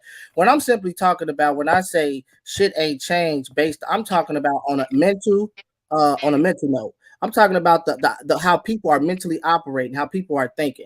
I'm talking about the simple fact that I've been outside of the neighborhood, which I've always been able to leave the neighborhood, go see the different altitude of people thinking, right? I'm talking about the simple fact of not whether new buildings are being built or whether it's some new fucking pavement on the ground on this block or that block. I'm talking about mentally on how we are operating. When I sit here and make statements out of my fucking mouth, even though they're not connecting at that point, when I make one statement, I say that mentally, when I'm talking about mentally and have people thinking, you can have 5 motherfuckers on the front line and mentally, yeah, they won't mentally the way they thinking, they won't change. But there's still a lot of motherfucking people mentally that don't want change. When I sit here and say that mentally things haven't changed since I've been gone, meaning the way that people are still mentally thinking and operating. Motherfuckers out here, you can say this shit all you want about there's change, and it might be on the ground level. But when you looking up 24/7 and what you see on these motherfucking social medias, what you see when you go into the neighborhoods, because I still come to Chicago to visit these neighborhoods. I still come to Chicago and I go around motherfuckers. So mentally, when I'm watching motherfuckers and I'm having conversations with not just the people on the panel, but I have conversations with a lot of motherfuckers individually, whether we in groups or whatever the case be, even involving myself mentally on social media, seeing all, because social media is even a broader motherfucking scale on reaching people. So when you see how all these motherfuckers are thinking and operating, don't fucking sit here and tell me that I don't know shit about what the fuck is changing and what it ain't because I'm in fucking Tennessee. Because the same shit that's happening in Chicago happening in Tennessee, the way the motherfuckers is thinking. The thought process hasn't fucking changed. And y'all can sit and preach all that bullshit you want about niggas on the front line. Yeah, it might be niggas on the motherfucking front line. But the thought process of how these niggas operate, the thought process of how a nigga tell you motherfucking the game is being motherfucking sold, not told, because he don't want to give you the information because he don't want your ass to get a motherfucking head up on him. That thought process ain't motherfucking changed. We some selfish, bum ass niggas out here, whether you're females or males, and I ain't saying all of us, but we some selfish motherfuckers and we all for ourselves. So stop the bullshit. Stop. Hey, Paris, before you eat him up real quick, bro, in the pause, let me say one thing. Next subject. Don't be an imitator, be an originator. That's all I tell anybody. I'm an originator. I'm going to create my own lane, my own swag, my own shit. I'm saying that's what you got to be an originator. Hold on, you can't Next subject. in this subject. Next subject. Thank you. Next subject. Everybody not no bum ass niggas, and there's more people trying to make change and think. I don't want to hear that shit. Hey, I think the only bum ass nigga on the call is the one who said he was one. No, I'm not talking about y'all on the panel. No, don't do that. Don't do that. Nope, you said it, motherfucker. You said it. I said bum ass nigga. I'm not talking about y'all on the panel. No, you said it. You said it. And I didn't say it in the conversation. I Your said brother is a reflection of you.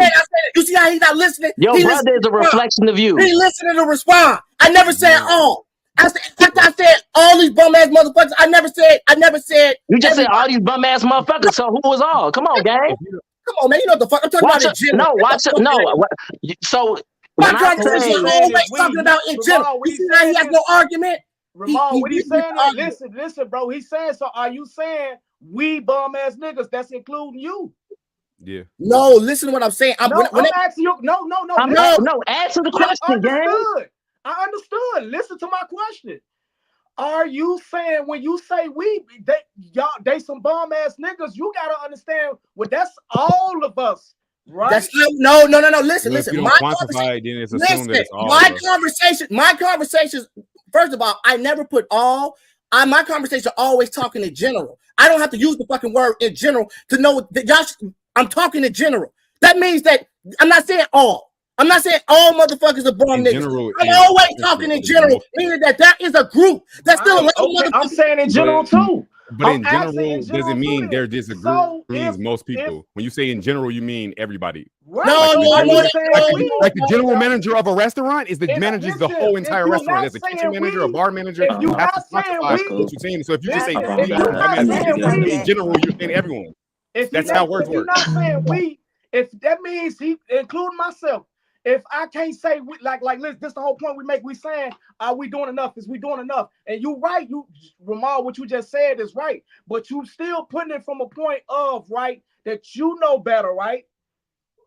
And whoever ain't doing better, they don't, whatever the fuck reason, but they ain't doing better, right?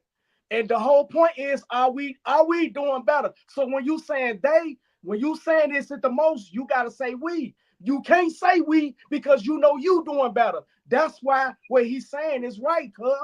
Yeah. That's right. What he's saying. And what if you have to come back to one of these bum ass neighborhoods? You can't say we because you know you doing better, bro. You know when it comes to your attributes, your house. Is your house looking good as far as like in the community you in?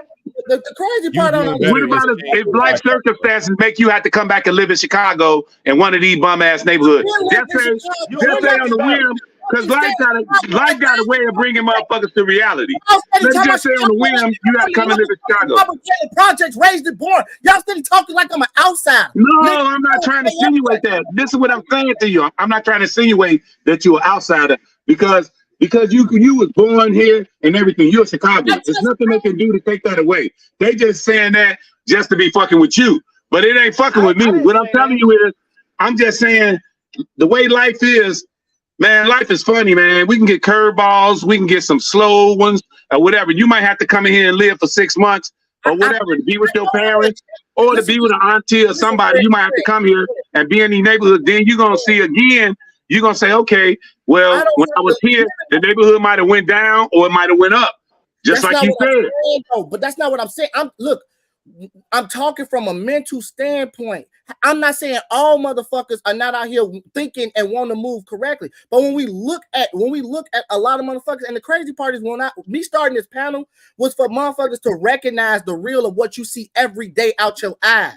What you see, whether you know a person personally standing next to you or you just scroll down your motherfucking social media and seeing it. You're seeing every single day y'all wake up without your eyes the mental standpoint of how motherfuckers are operating and thinking. You see it through their actions. I used to tell my kids every time we come to Chicago, I say, when we come to Chicago, y'all miss shit. It look the same every time you get here. I was wrong for saying that. And every time we go down Ashland and we make that turn, and everything, it was looking the same niggas on the corner, same shit. Same shit. I was wrong for telling them, yeah, bro, we wrong for doing that shit. Because we not making it better when we say that. We shouldn't say shit like that. We should focus on what's better. We don't, just like we say on other stuff, the white people, they're focused on your bad. We got to focus on what they are doing. And even though they are doing that, that's wrong. We still got. How can these young generation focus on better when everything is always negative? They ain't posting what the good people doing. They always posting what the bad shit is happening. So how can they move forward with that? And everything is always negative. Why would you wait till they post like Andrew? It's not reality. Y'all basing y'all opinion on what y'all see on social media. No. It's not reality, bro. If we in the streets, listen, if we doing it every day, if we in the streets every day like you is, if we in the streets every day and looking at them every day, that's what old boy was saying.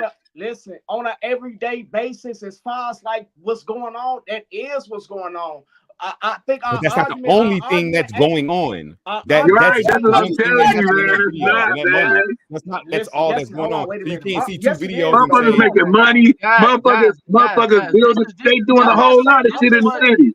Guys, this is what I was talking about earlier. When we all come to the table, what is going to be the common ground? Because everybody might have their own agenda. Right. The solution is for us to come together and actually talk about these issues without actually trying to attack one another or attack what's good or what's bad. The whole reason for this podcast, and I told Ramon this because I'm his second in command. And I told him I want to be the one to give solution. I don't want to just talk about just topics. Right. The people that's listening to this podcast, you want to give effective solutions so that way you can change your trajectory and your thinking. But if we try to talk answered your question though. Look, I responded to your statement. I said to respond to Reggie's statement, there is no solution based. And when I said that, not everybody, but a lot of motherfuckers on the panel went ballistic. But the people out in the streets and they trying to fight for it, they get insulted though, bro. That's what it comes to.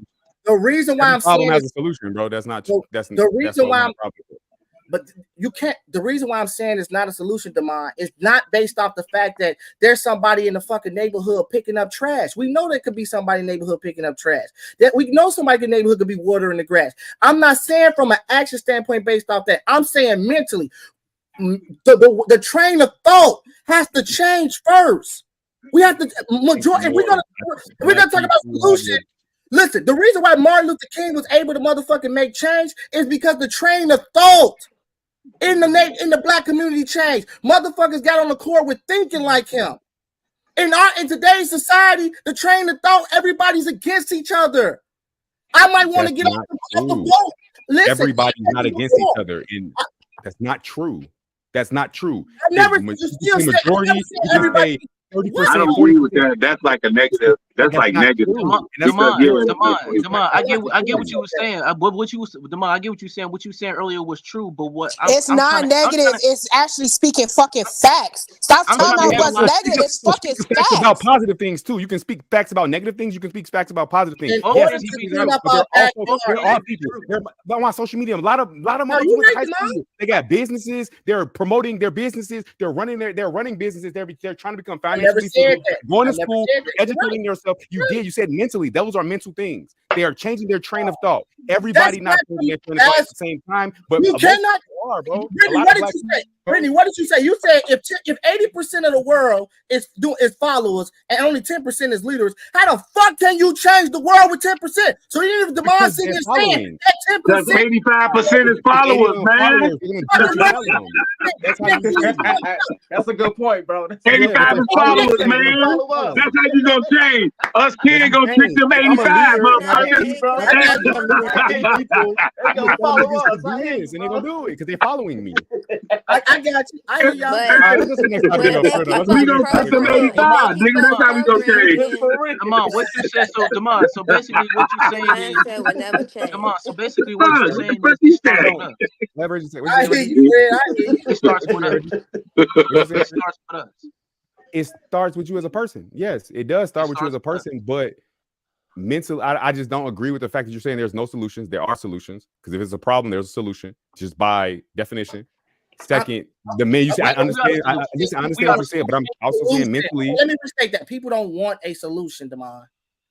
People do. You motherfuckers is out here dying for a fucking solution. That's that say to God for a savior. They praying to Jesus for Jesus to return. They want that's that 10%. I got you. That's that 10%. I got you. We steady trying to trick that 85 though. We try to trick that 85 like motherfucker. Because we know that 5% gonna stay with us. Hey, we gonna trick the shit out that 85 though. We own their ass, nigga. Yeah, let's go to the next topic though. That's the solution. Hey, look, it's all look on this panel. I know me and Pete was going there. I just texted him, let him know. Thanks for coming on. It's all love. Listen, there's no animosity on this panel, and I don't have. If I'm being, y'all come at me, I'm with the smoke. I ain't tripping on that, and I don't want nobody on this panel to get offended. This is what a healthy conversation is. It's about us going back and forth. It's about us coming up with different ideas and different. So that's all it is, man. So if I get aggressive or if anybody get aggressive, there you go. I just want you to know. Hey, man. Can I tell you, brother, something, man? Yeah, you see, Pops turns me out in the comment. I still came up here with a decent head on my shoulder. We've been knowing each other for over 20 plus years. So everybody on the panel, like Ramon, we've been knowing each other 20 plus years. So if there's any heated arguments and stuff like that, trust me, it's normal. We've been doing it. I'm just gonna say, I take it to me. I look at it like it's no snot on your shoulders. Don't take it personal. Everybody's discussing it. It's a friendly conversation. You know what I'm saying? It's gonna get heated. You're gonna try to prove your point, whatever, but it's all like you say at the end of the day, let's have a solution. Yeah. Hey, Hey. I second that. Ain't nothing. Yeah, my bad, y'all. Wrong with nobody. That's it, man. Let's have a solution. No, I just was saying. We're gonna get to the next. But y'all funny, man. Y'all funny as hell, man. Y'all had my day. This is how it's supposed to be. We're gonna get to the next one, right? Now, look, this topic, right?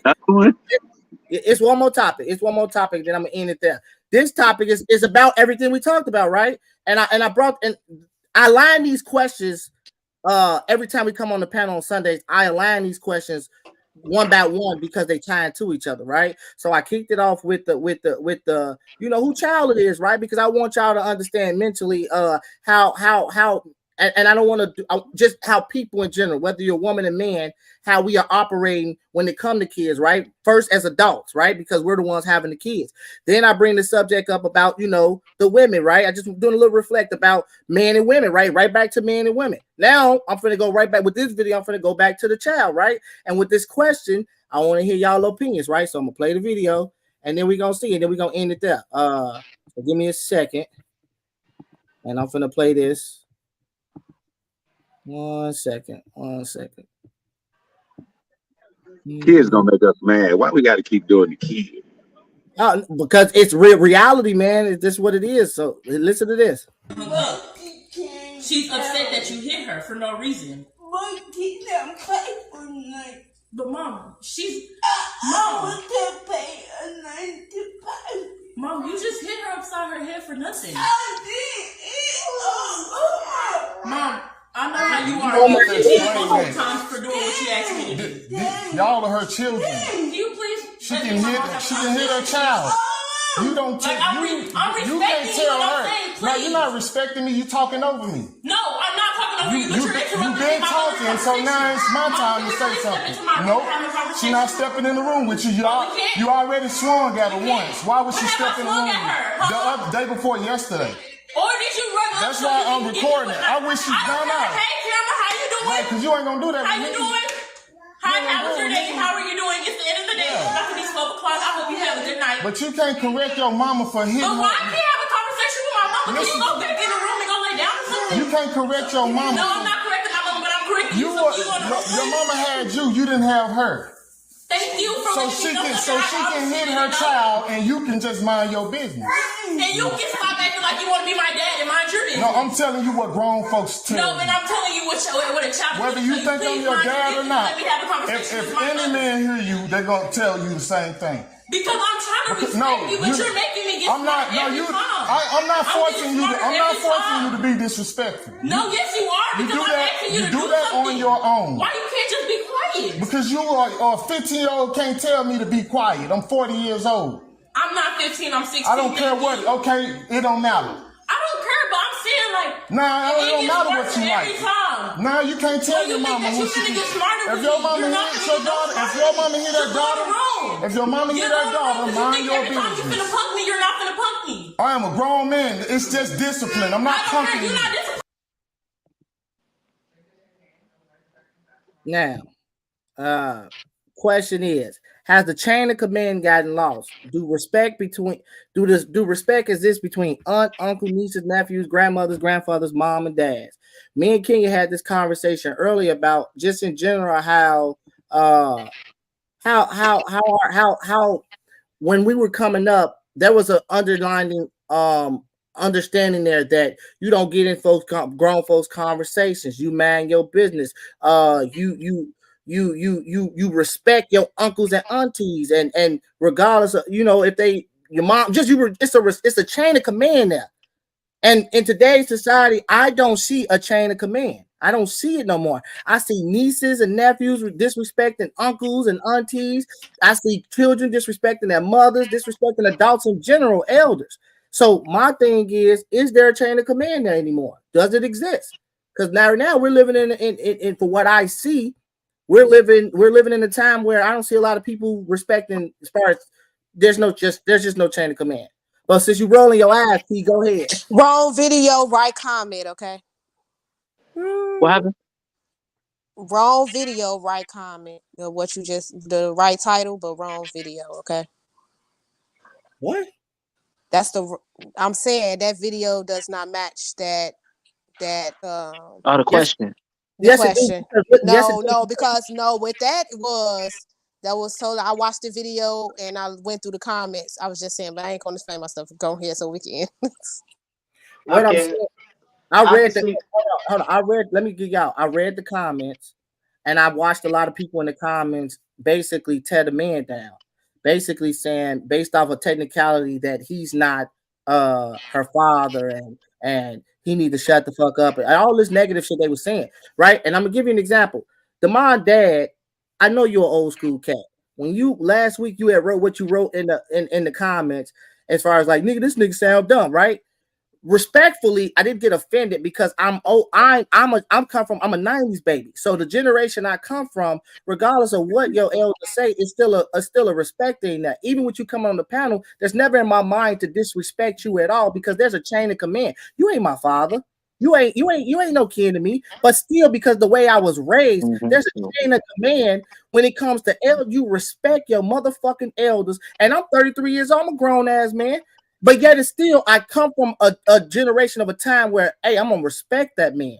I'm gonna respect him regardless at the end of the day, because that's that chain of command. So that video do apply because you're watching a girl here, whether it's her father or not, you're hearing the way she talk. And on top of that, every day we wake up, we're seeing kids, whether it's our own kids or whether it's other people's kids, we're seeing a fucking understanding that there ain't no chain of command. So again, that video matched the fucking question. All you gotta do is answer. So go ahead. I'm gonna shut up. Can I say something? It's too much chaos in that lady house. Right, that's what I was saying because that's the whole man. Her mom's. It's abusive. It's abusive. Please, thank you. Can I say Thank something? you. It's It was her mom's book. Hold on, Queen. Hold on. I'm sorry. Okay. Brittany ain't done too much talking. Okay, go ahead, Brittany. I feel like we living in the end of times, and it say that anyway that it's gonna happen. That it's gonna be daughters against mothers, sons against dads. All that. It's just gonna get worse. So it's just coming into light now, and it's just gonna get worse. So no, it's no structure or whatever you said, Romeo. Okay. Go ahead. Now y'all go ahead and then whoever else. Go ahead, Queen. What I was saying was the way that household is set up is her mom's boyfriend. You feel what I'm saying? You got a fella on to realize when you coming in between a child and her mother, and then a man instantly steps in. That mother, and she's so crazy over that dick. That mother will give that man the right to disrespect her child no matter what. You see what I'm saying? So she politely said, obviously, it's something in that household that he's being disrespectful. And she was like, Mom, and the mom's so dick dumb, she ain't trying to hear her daughter. So she respectfully said, Mom, can we step in the room and have this conversation one-on-one? That's all, and that don't have nothing to do with that. He also, y'all, you negating the fact that he also said you tried to hit your mama a day before yesterday. Thank you. Come on. You what? He just disrespected his mama. And that's why he was stepping in. Yeah, but that's still not her daddy. Right, that's still not her dad. It don't matter if it's her dad or not. That's their house. But you got to, yeah, but when her and her mother get ready to get down. Wait. Hold on. Pause. Listen. The audience can't hear all of us go. We have to respect and go one at a time. Okay, with Armand. So I knew somebody who's I still do know somebody in that same predicament. You feel what I'm saying?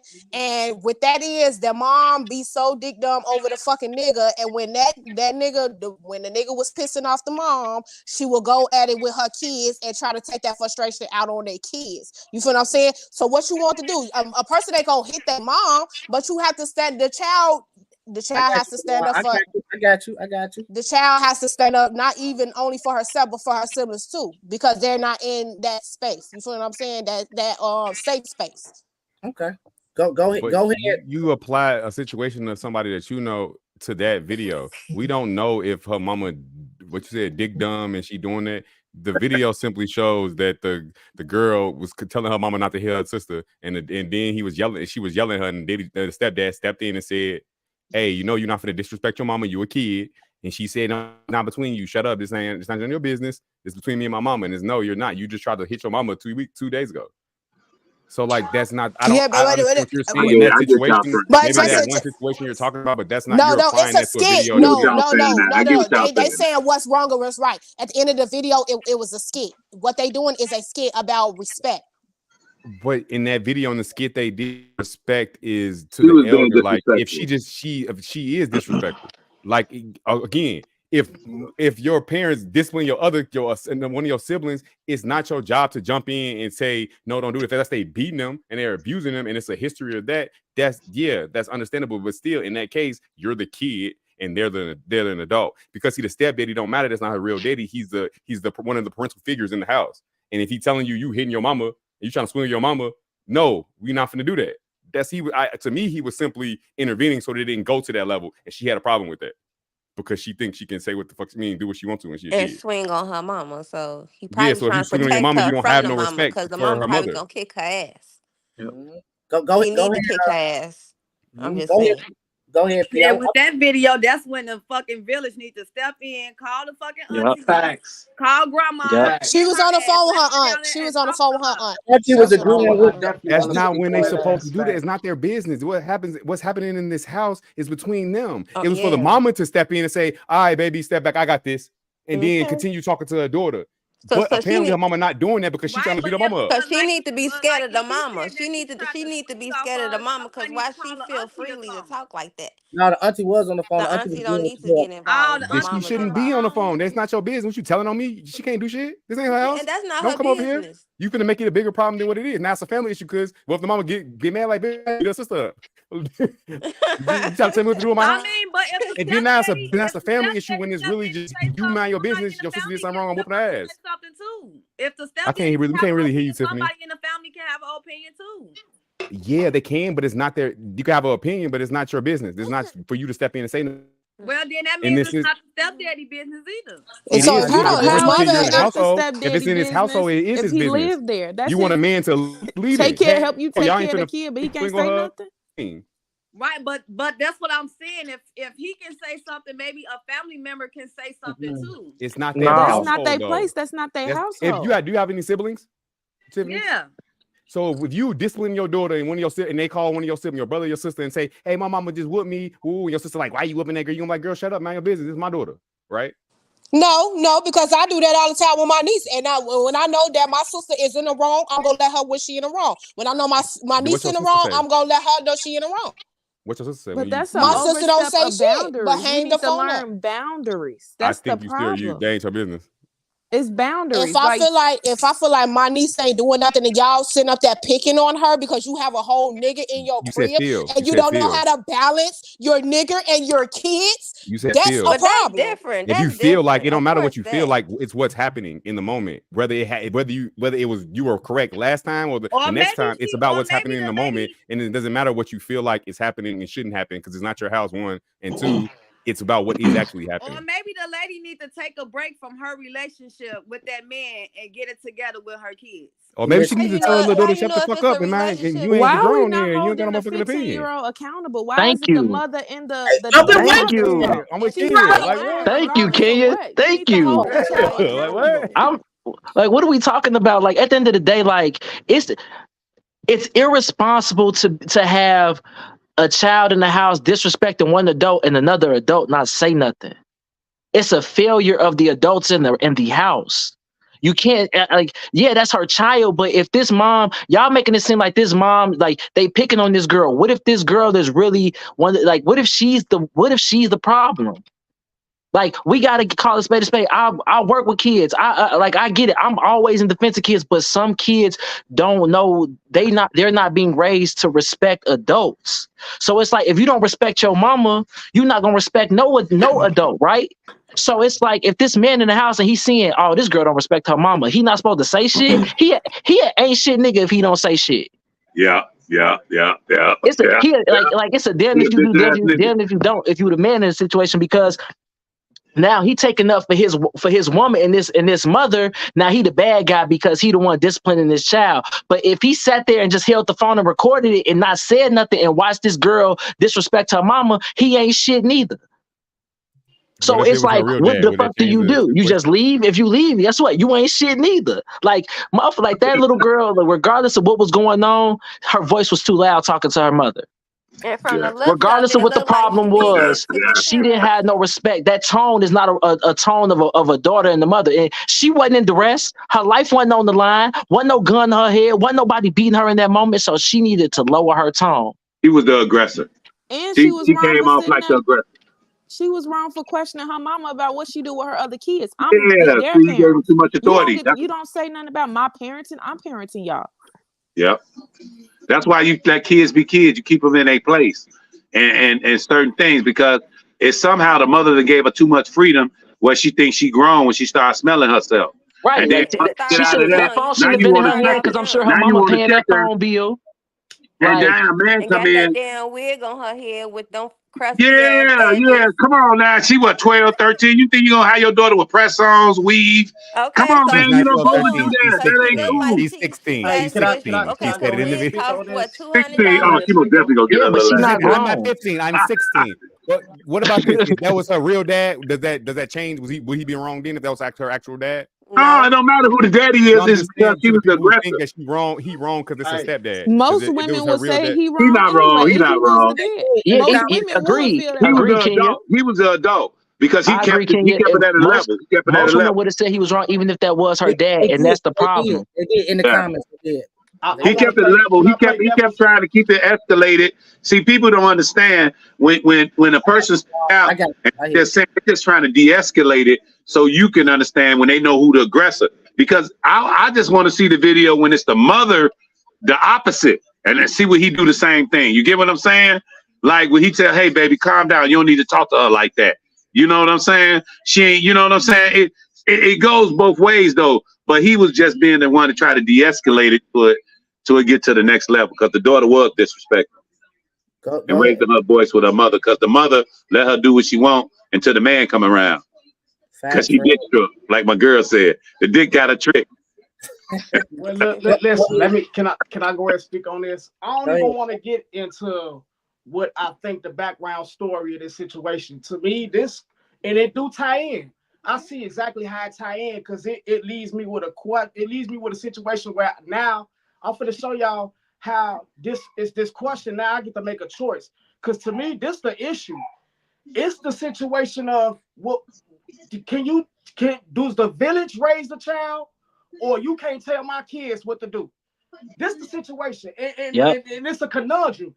To me, it puts me in a situation where we get to see what's right and what's wrong about this situation. Because the truth of the matter is, and a lot of women go fall for this. I mean, go kind of agree with this. You can't kind of tell me what to do, how to raise my kids, and especially if they come from situations where it was toxic background situations. But the idea that the community can't raise a child is bigger. The idea, I'm choosing a side in this situation because I'm choosing to think that. But how can a community raise somebody's household? You can't get your ass out my house, boy. You better get your ass out the people's house. You'll get fucked up. They all gonna jump your ass. You know what I'm saying? It's like, how can you get that? I'm saying, how can you get into their household like that unless you call the police and authorities to get some kind of paperwork? But you can't get into them people's house like that, because that's the late. You'll go in there and you right. I'm not saying you're wrong, brother. You're 100% right. But when you get in there, you're gonna find out like, God damn, they're gonna start turning against your ass. They ain't gonna tell you shit. They gonna, you know what I'm saying? He worked with the people. He know what I'm talking about. He said he worked with them. So, and that's how they act. That's what I'm saying. People is really tricky. People rally with you, and then when you stick your neck out there, they'll let you get that motherfucker cut off, and then back up and say, get the fuck away from me. You know what I'm saying? Just like my man said earlier, about everything. It's the same thing. It's like people will get you to run out there and get yourself hurt, and then they'll leave you alone. That's what my man been saying all night. That's how black people, he said black people is in neighborhoods and everything. People will lead you to the water to get fucked up. Yep. I'm just saying. So you got to be a good judge of character. The object of that is you have to be a good judge of character, and you got to know when to roll them and when to fold them. You got to know what's best for you and your family first. You got to have some discernment. I want to hear what Twan was finna what point he was finna land. I want to hear what Twan was finna say though. Oh yeah, go ahead. I'm sorry, Twan. Okay. Oh yeah. this leaves me with a situation where I get to make a choice. Because to me, that's the problem with this. When I say the video, this is what I seen. I seen two people defending something. I seen a woman defending her child, and I seen authority of the household or who should be respected more being disrespected. And to me, the problem is which one is right, because it ties into me. It ties into what Ramon's first video is about entitlement to children. I'm thinking in my mind, this video gives me the opportunity to decide that I don't know if I raise my child. You can't. It's bigger than the idea that the community, because this the reality of it is. When children, when people go out in the world, they have to have some type of responsibility. They have to have some type of accountability. You understand what I'm saying? So it's like, I just think that I understand. Hold on, let me get to my point. I understand how Ramon had tied in, because to me, having this mind frame that you can't tell my kid what to do is a little bit dangerous, because it's so self-entitled. Because a child should have responsibility when you go in the world. He should have accountability, and if he don't meet those requirements, he should be able to be scolded on some type of level, or disciplined on some type of level from the community. You understand what I'm saying? So this situation to me leads me to really make a choice that I believe. I understand where this shit come from. This shit come from toxic family households. That's the reason why a lot of women really have this mentality. Man, you can't say shit to my kids. But I really do believe that it's a bigger picture that we really missing out on. The fact that the community should have some say so. And do you think he should let the little girl do what she could do, and then when the little girl walk away? Listen, I don't like that. I don't want to get into the details of that video. No, check me out. Background. Okay, I'm saying it's a skit though, so we just hypothetically speaking anyway, because it's a skit, so it's fictional, so it's not real.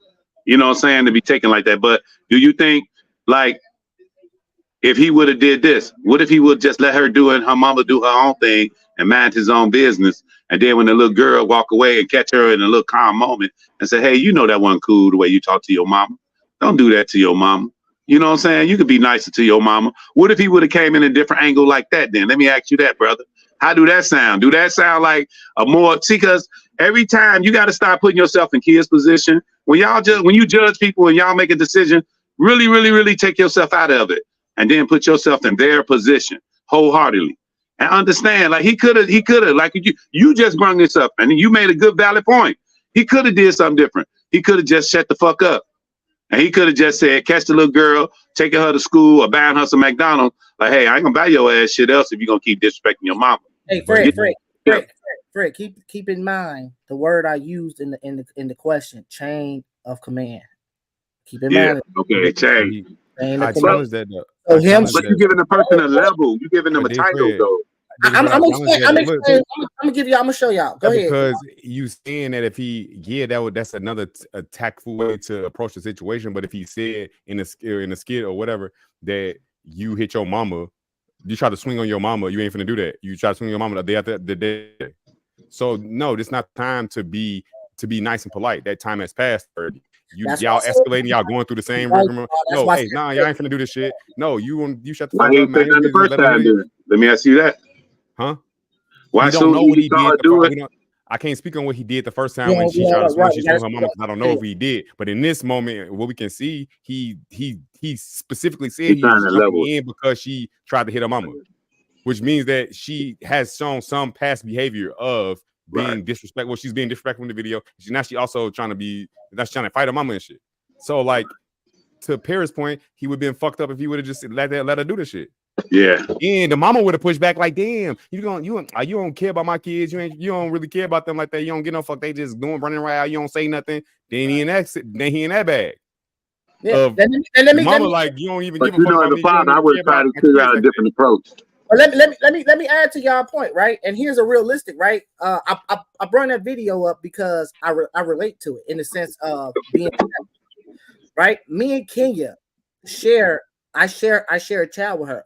Her son. I pretty much basically adopted him. He's my child, right? Ain't nothing wrong. Yeah, that's good. When I use the word chain of command, Kenya and me both know that regardless of the blood or biological standpoint, that's my fucking son. That's our child, right? That's our child. And with the chain of command, there's a respect level there. I don't give a fuck that I'm not your father. I pay the bills. Yeah, you're the reason you have a fucking roof on your head. I'm part of the reason you have clothes on your back. So therefore, you're gonna respect me regardless, and that's what operates in my house. My stepson, because he is my stepson, but I look at him as my son. He ain't got no choice but to respect me. Yeah, and the video shows a young lady. Well, that's why I said a chain of command, because you have all these aspects in the video. The auntie is agreeing with the fucking little girl. The grandma, she also mentioned the grandmother. The little girl mentioned the grandmother was agreeing with the little girl. And this is all based off of technicality of him not being her father, which is what she mentioned. But you look at the larger picture. Where is the chain of command? Through all. Again, I mentioned earlier, in the 90s coming up, we grew up with a chain of command. It didn't matter what the fuck. Yeah. Your auntie is your fucking auntie. The word behind it, and you're gonna respect that your auntie, your uncle, you're gonna respect. But the aunties be trying to act like sisters and friends too. They get out their position. They relinquish their position because they want to be closer to your child than you are.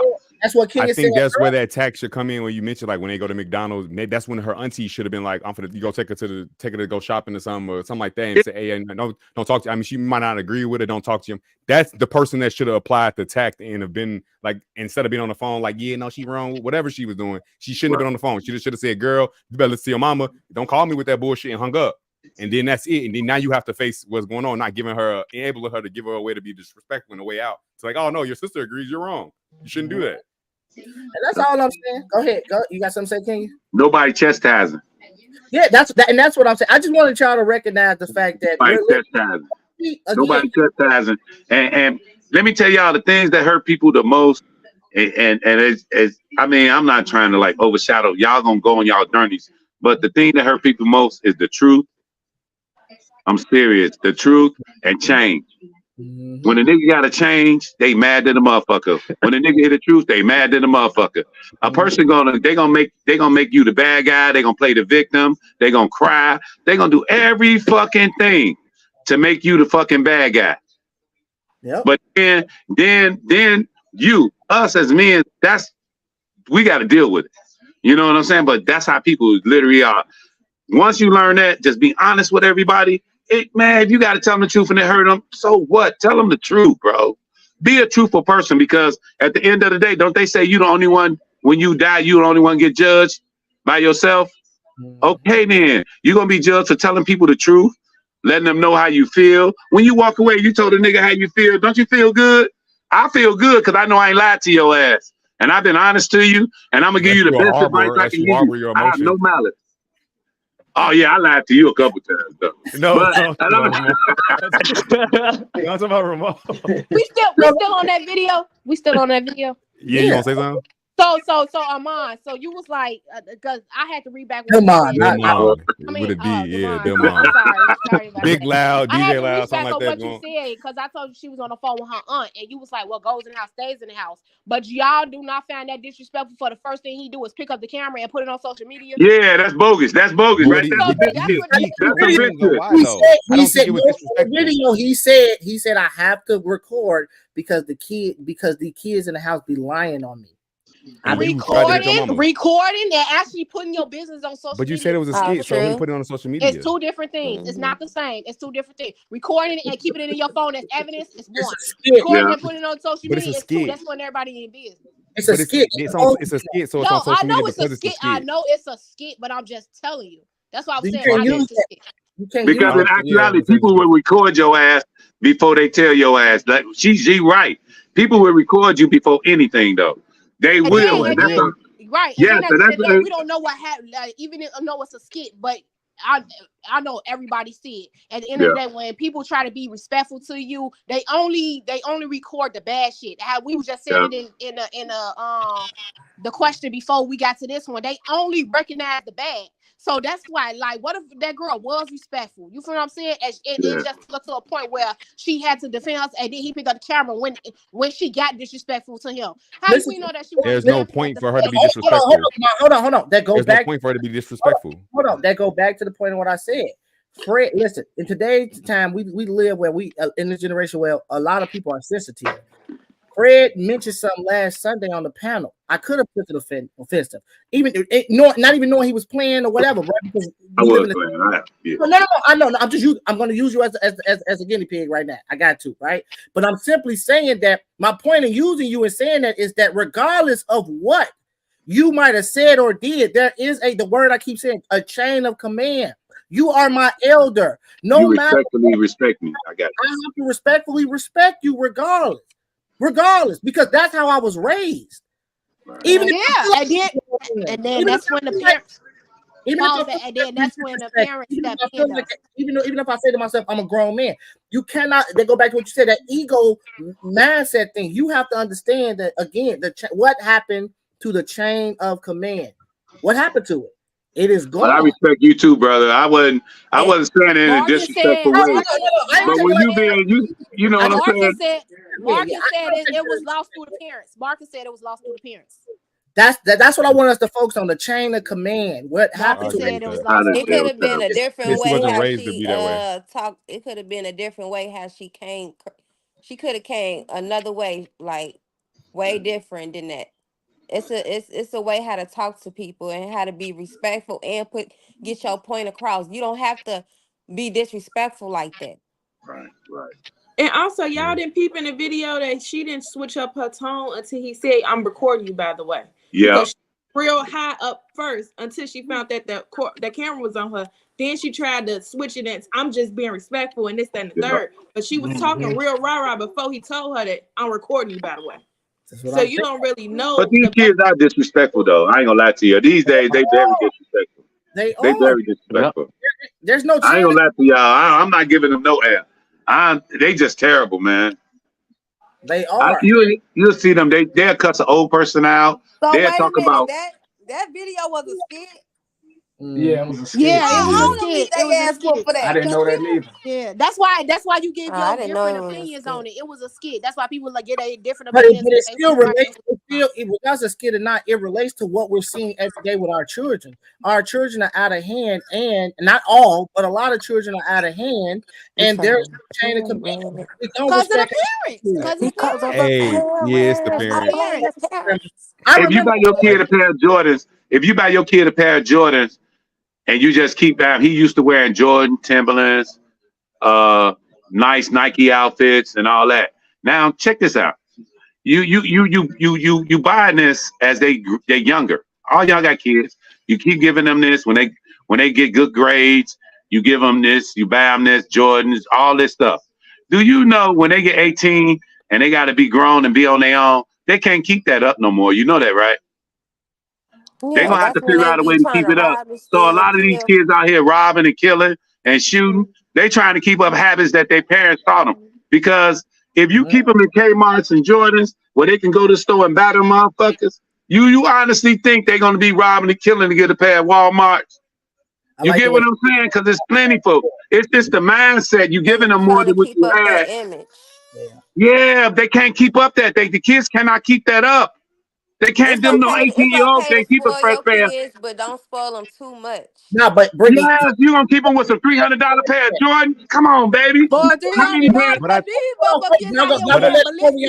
don't think it's the fact that you gonna let it go over your head. He's talking about don't get lost in the Jordans. He's using it as an analogy to talk about the mental part.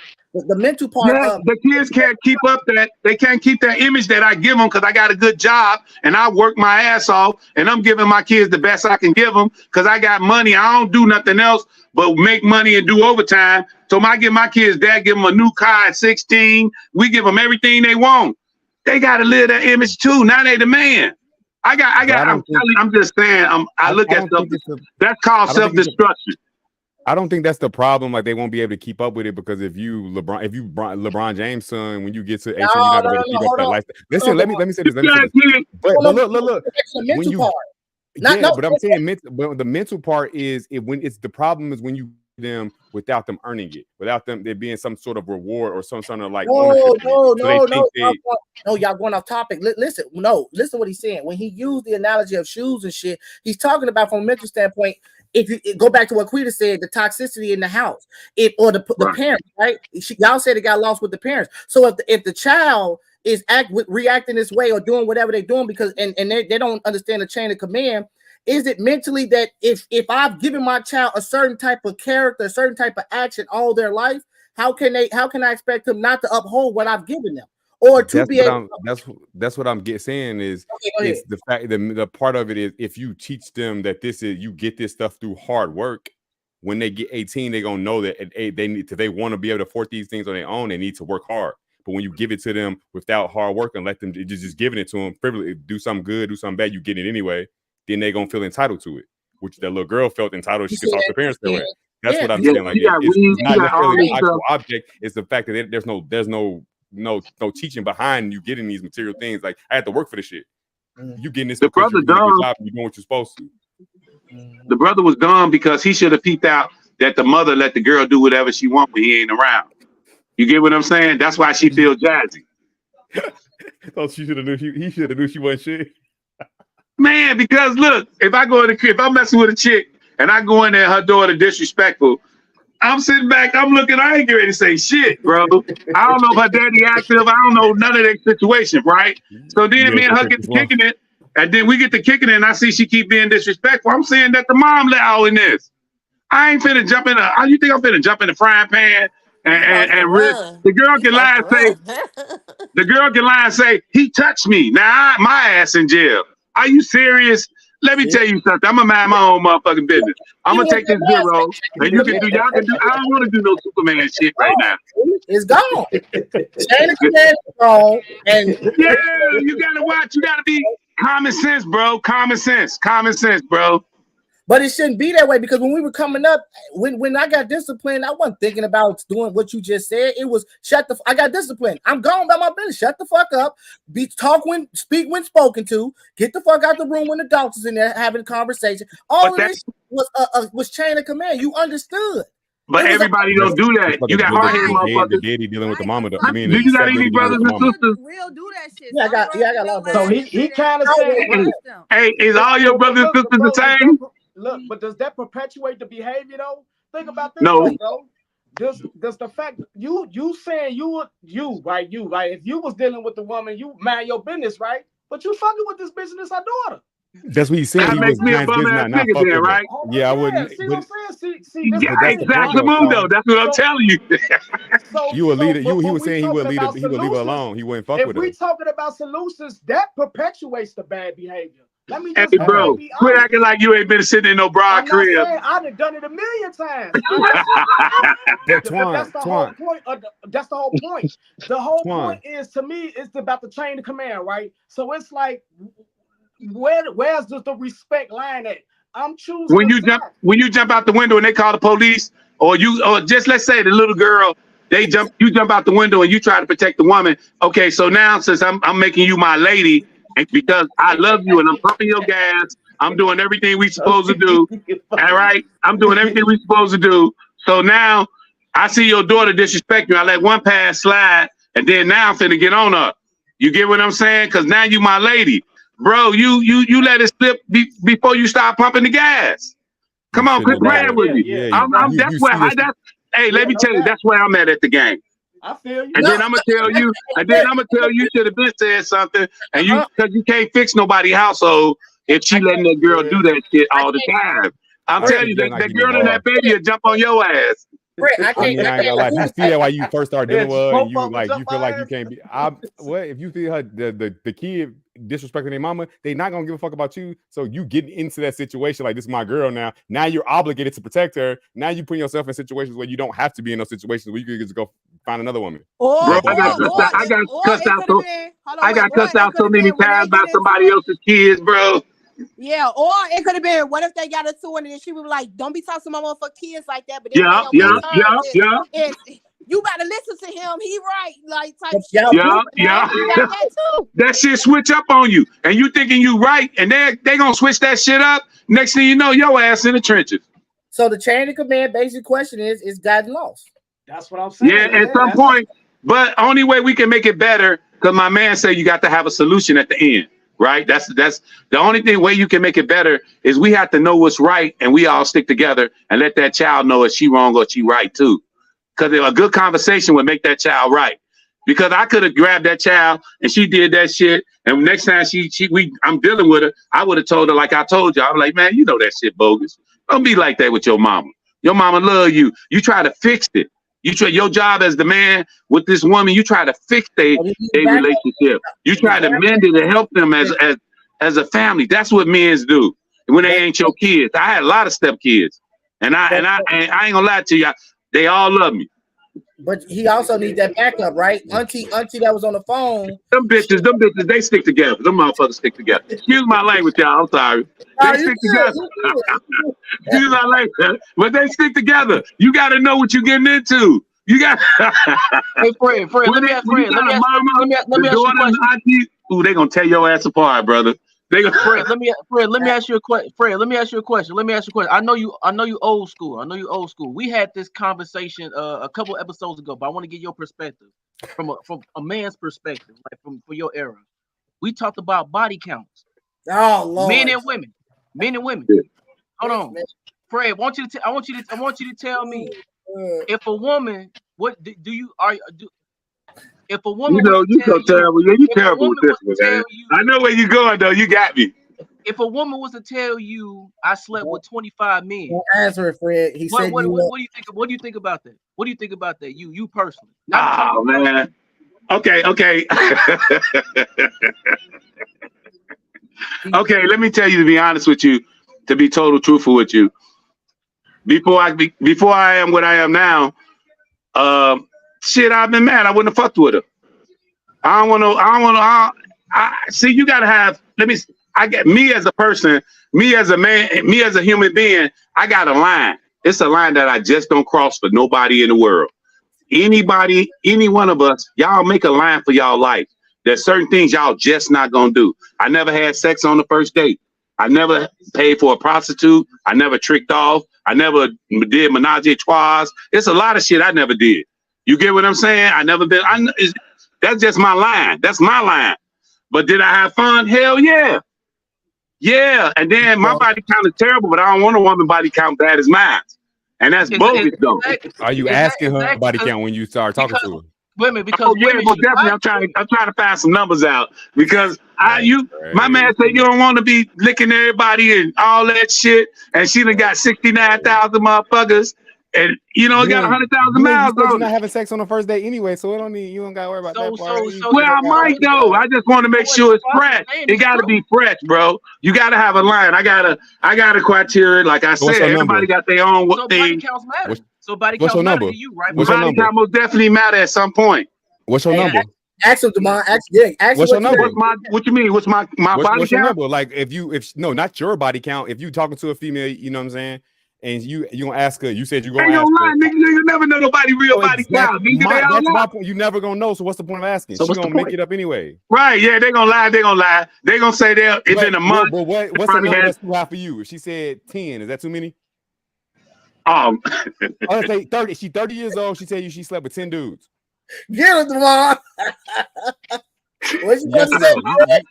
Hey. Well, okay. Let me ask you a question. Let me reverse the question. Let me reverse the question.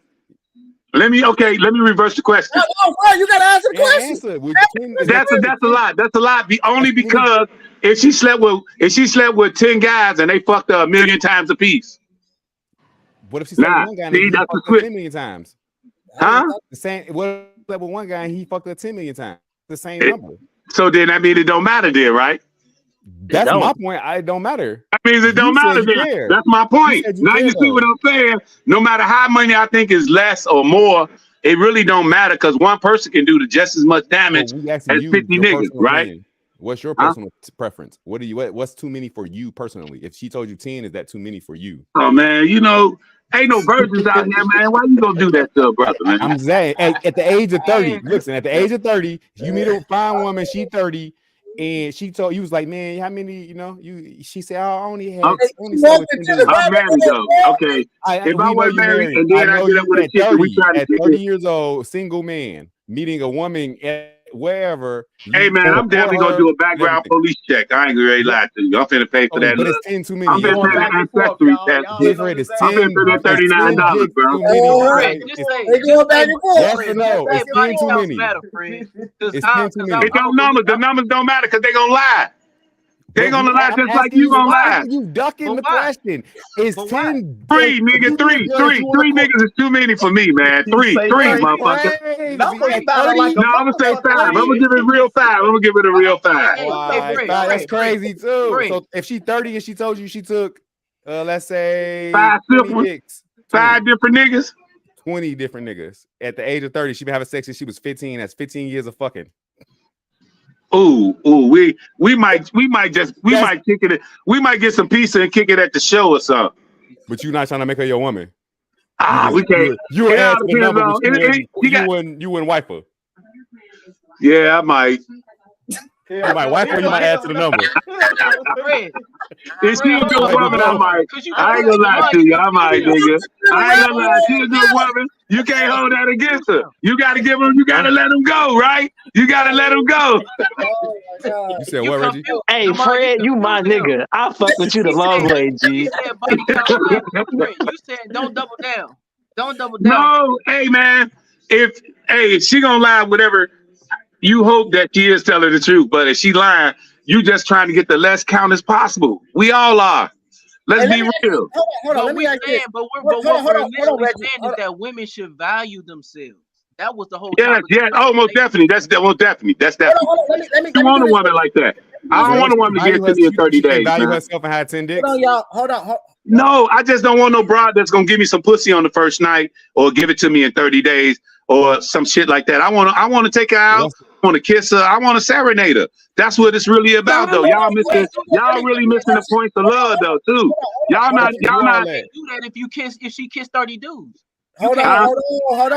One mic. So now you gonna call me luscious? Now she kissed 30 dudes. You gonna fuck my lip game? You fucking my lip game up too? All right, hold on. Look, let me reverse it. You can't do nothing. Hello. Let me reverse it before we get off the panel. Let me ask the women because we never asked this question. Brittany, I need you to jump on real quick. Tiffany. Oh yeah, Brittany, tell me what's up. Hold on. Listen. Does a guy body count matter? We've never asked this question to the women. Does a guy body count matter before we get off this panel? Come on, women. I need y'all to answer. Does a guy it matters? Yes. So he got 35. How many insertions is too many insertions? Huh? How many different women is too many women? For you? Okay, so y'all niggas, so I gotta get y'all. You get more. That's a picture. I'm a black man. What's a reasonable number? We never asked this before. Okay, let's say let's say you started having. Let's say we started at 15 and you 30. 15. What's the age limit on stop then? Give her age limit on stop. No, the man is 30 years old. He started having sex at 15. That's 15 years of sex he's been having. How many partners is too many? Yeah. Okay. No. What's your number? What's your number? You ain't going past the fuck with a nigga if you with it come to his body count. Yeah.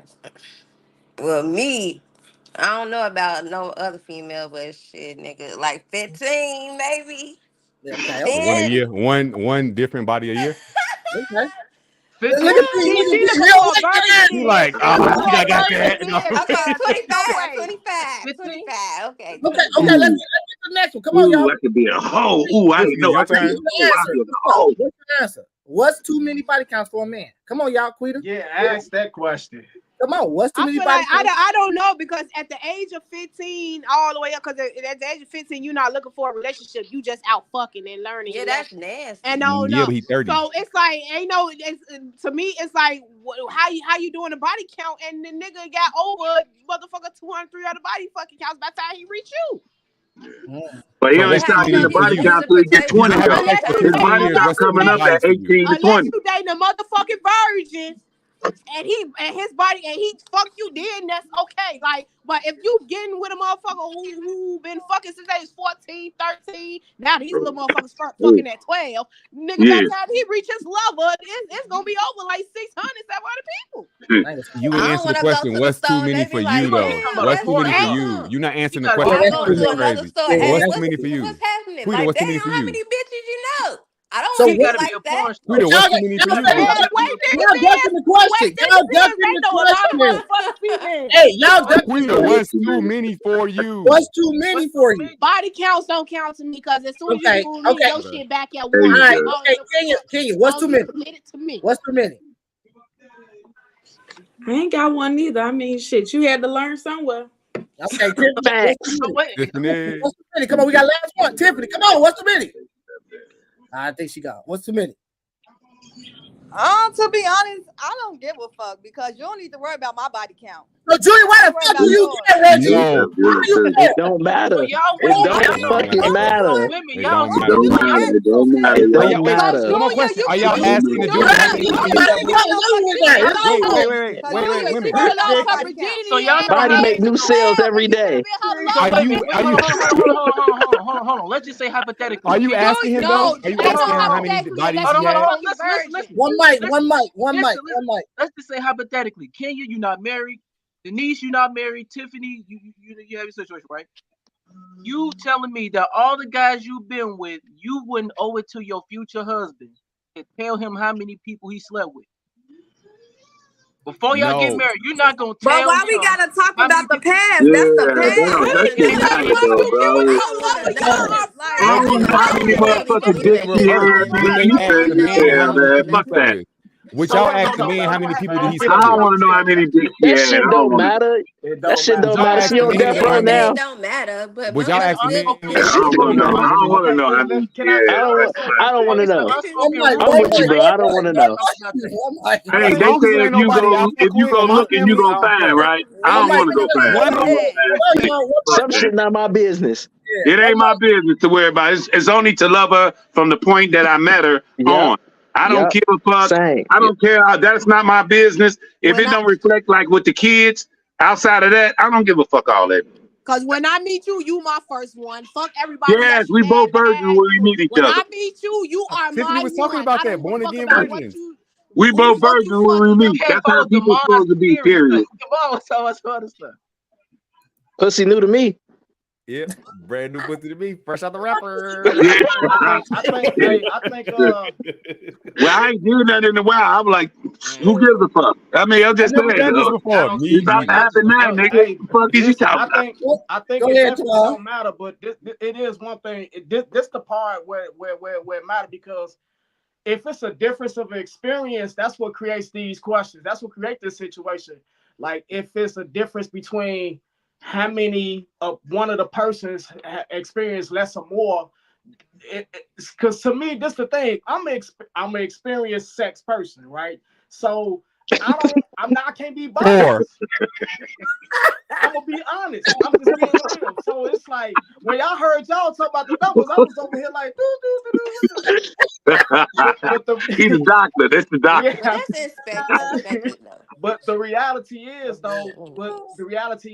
it only if I was dealing with a lover and that mattered to them, you know, I wouldn't hide nothing, I wouldn't lie nothing. But that's what a problem I think would create, because if only a person who didn't have sex would question those type of things, or inexperienced person would ask those type of things. Because other than that, it's like, I don't want to know. Who wants to know? I don't want, because this the thing. I don't want to be lied to. So why ask a question you could possibly? You won't get lied to. It wasn't Right. even, you wouldn't even get lied to. They forgot. Hey, bro. I feel the same way. I feel like So you forgot that there Forgetting was is that a many thing. bodies? if you go into a relationship, not counting it, you feel me? After 5, it's like Y'all, Yeah. y'all If you go in a relationship worrying about what you feel and all that, the relationship is done. You never gonna. You guys are Never fucking So gonna. Junior, you over there counting your bodies, huh? You over there counting? I had like Look, you just got a right down your You're like, I only got one body. Suicide is a suicide, baby. for that one to come to be like, how many bodies No, you no, had? no. Well, Reggie, I'm hold on, saying listen to I this. had like Hold on, Reggie, tell him your body count. Tell him your body count. You proud of it. Oh, it's less than 3. Less than 3. Less than 3. 2? The fuck? You talking less than 3? The fuck? Talking about less than 2. Less than 3, 1 or though. 2. 1 or 2, bro. You say it's less than 3. What type of shit is that? Less than You gotta 3. multiply. You gotta multiply by 3. So go ahead. Niggas ain't doing hard math. It's less than So 3. So you had serious Less than relationships. 3. You had serious Were relationships. they all white women? Were they all whites? You had serious relationships. Were they all whites?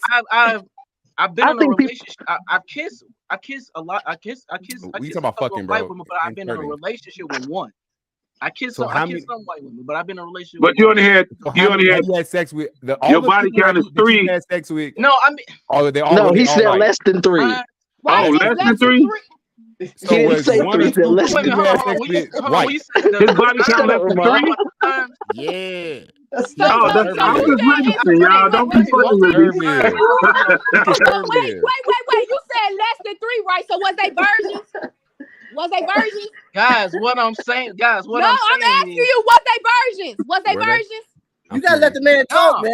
Y'all gotta let the man. You'd have sex with a million motherfuckers did if they weren't virgins. No, what I'm saying were they all white? Tell them about soul ties, girl. Tell them about the soul ties. See, a lot of times you have sex, you have the soul ties. She's talking about soul ties now. She just out here just fucking like a rabbit. One night, man. One night. It comes with that. Because of the soul ties. Because of the soul ties. Right, exactly. We cracking jokes. I salute you. Right. You just right. It's just Why we cracking? Why we Reggie cracking got strong jokes for skin. real? I salute the fuck out of you, bro. To be able Reggie got real to strong be skin. able to be able to have that type of commitment and be able to withstand, all the temptations that men out here can face out here, especially in today's climate. So I salute you, King. But when you said less than 3, bro, we can say 2. It's only 2 numbers. He's such a nice guy. He's such a nice guy. I ain't gonna lie to you. He's such a nice guy. I ain't gonna lie to you, man. When we going to get our awards, he gonna go get our awards, man. We gonna let him talk. Oh, please, yes. You talk. Hey, were they all He white? gonna get the award. We gonna let him do the talking, baby. He got, hey, man, you positive. I swear to God, conversation when he get to heaven gonna be great. I ain't worried about him though. What if Jesus? Yeah, was we like, great. hey, bro, you want fucking? You tweaking, boy. You ain't no fucking up here. Hey, now look. The one thing I love about Reggie is a unique person. He's a unique person, and he's proud of who he is, and that's why we've been rocking since we was shorties. But man. there's nothing wrong with it. It's just us playing with him. There's nothing wrong with it. It's just us playing with him. I know He's got thick skin. He's better than us. Hey, while we laughing and having fun, he better than us though. Except you for get what I'm saying? If we ain't beating him by his number, he better than us. So he the winner. We just having fun. That's your boy.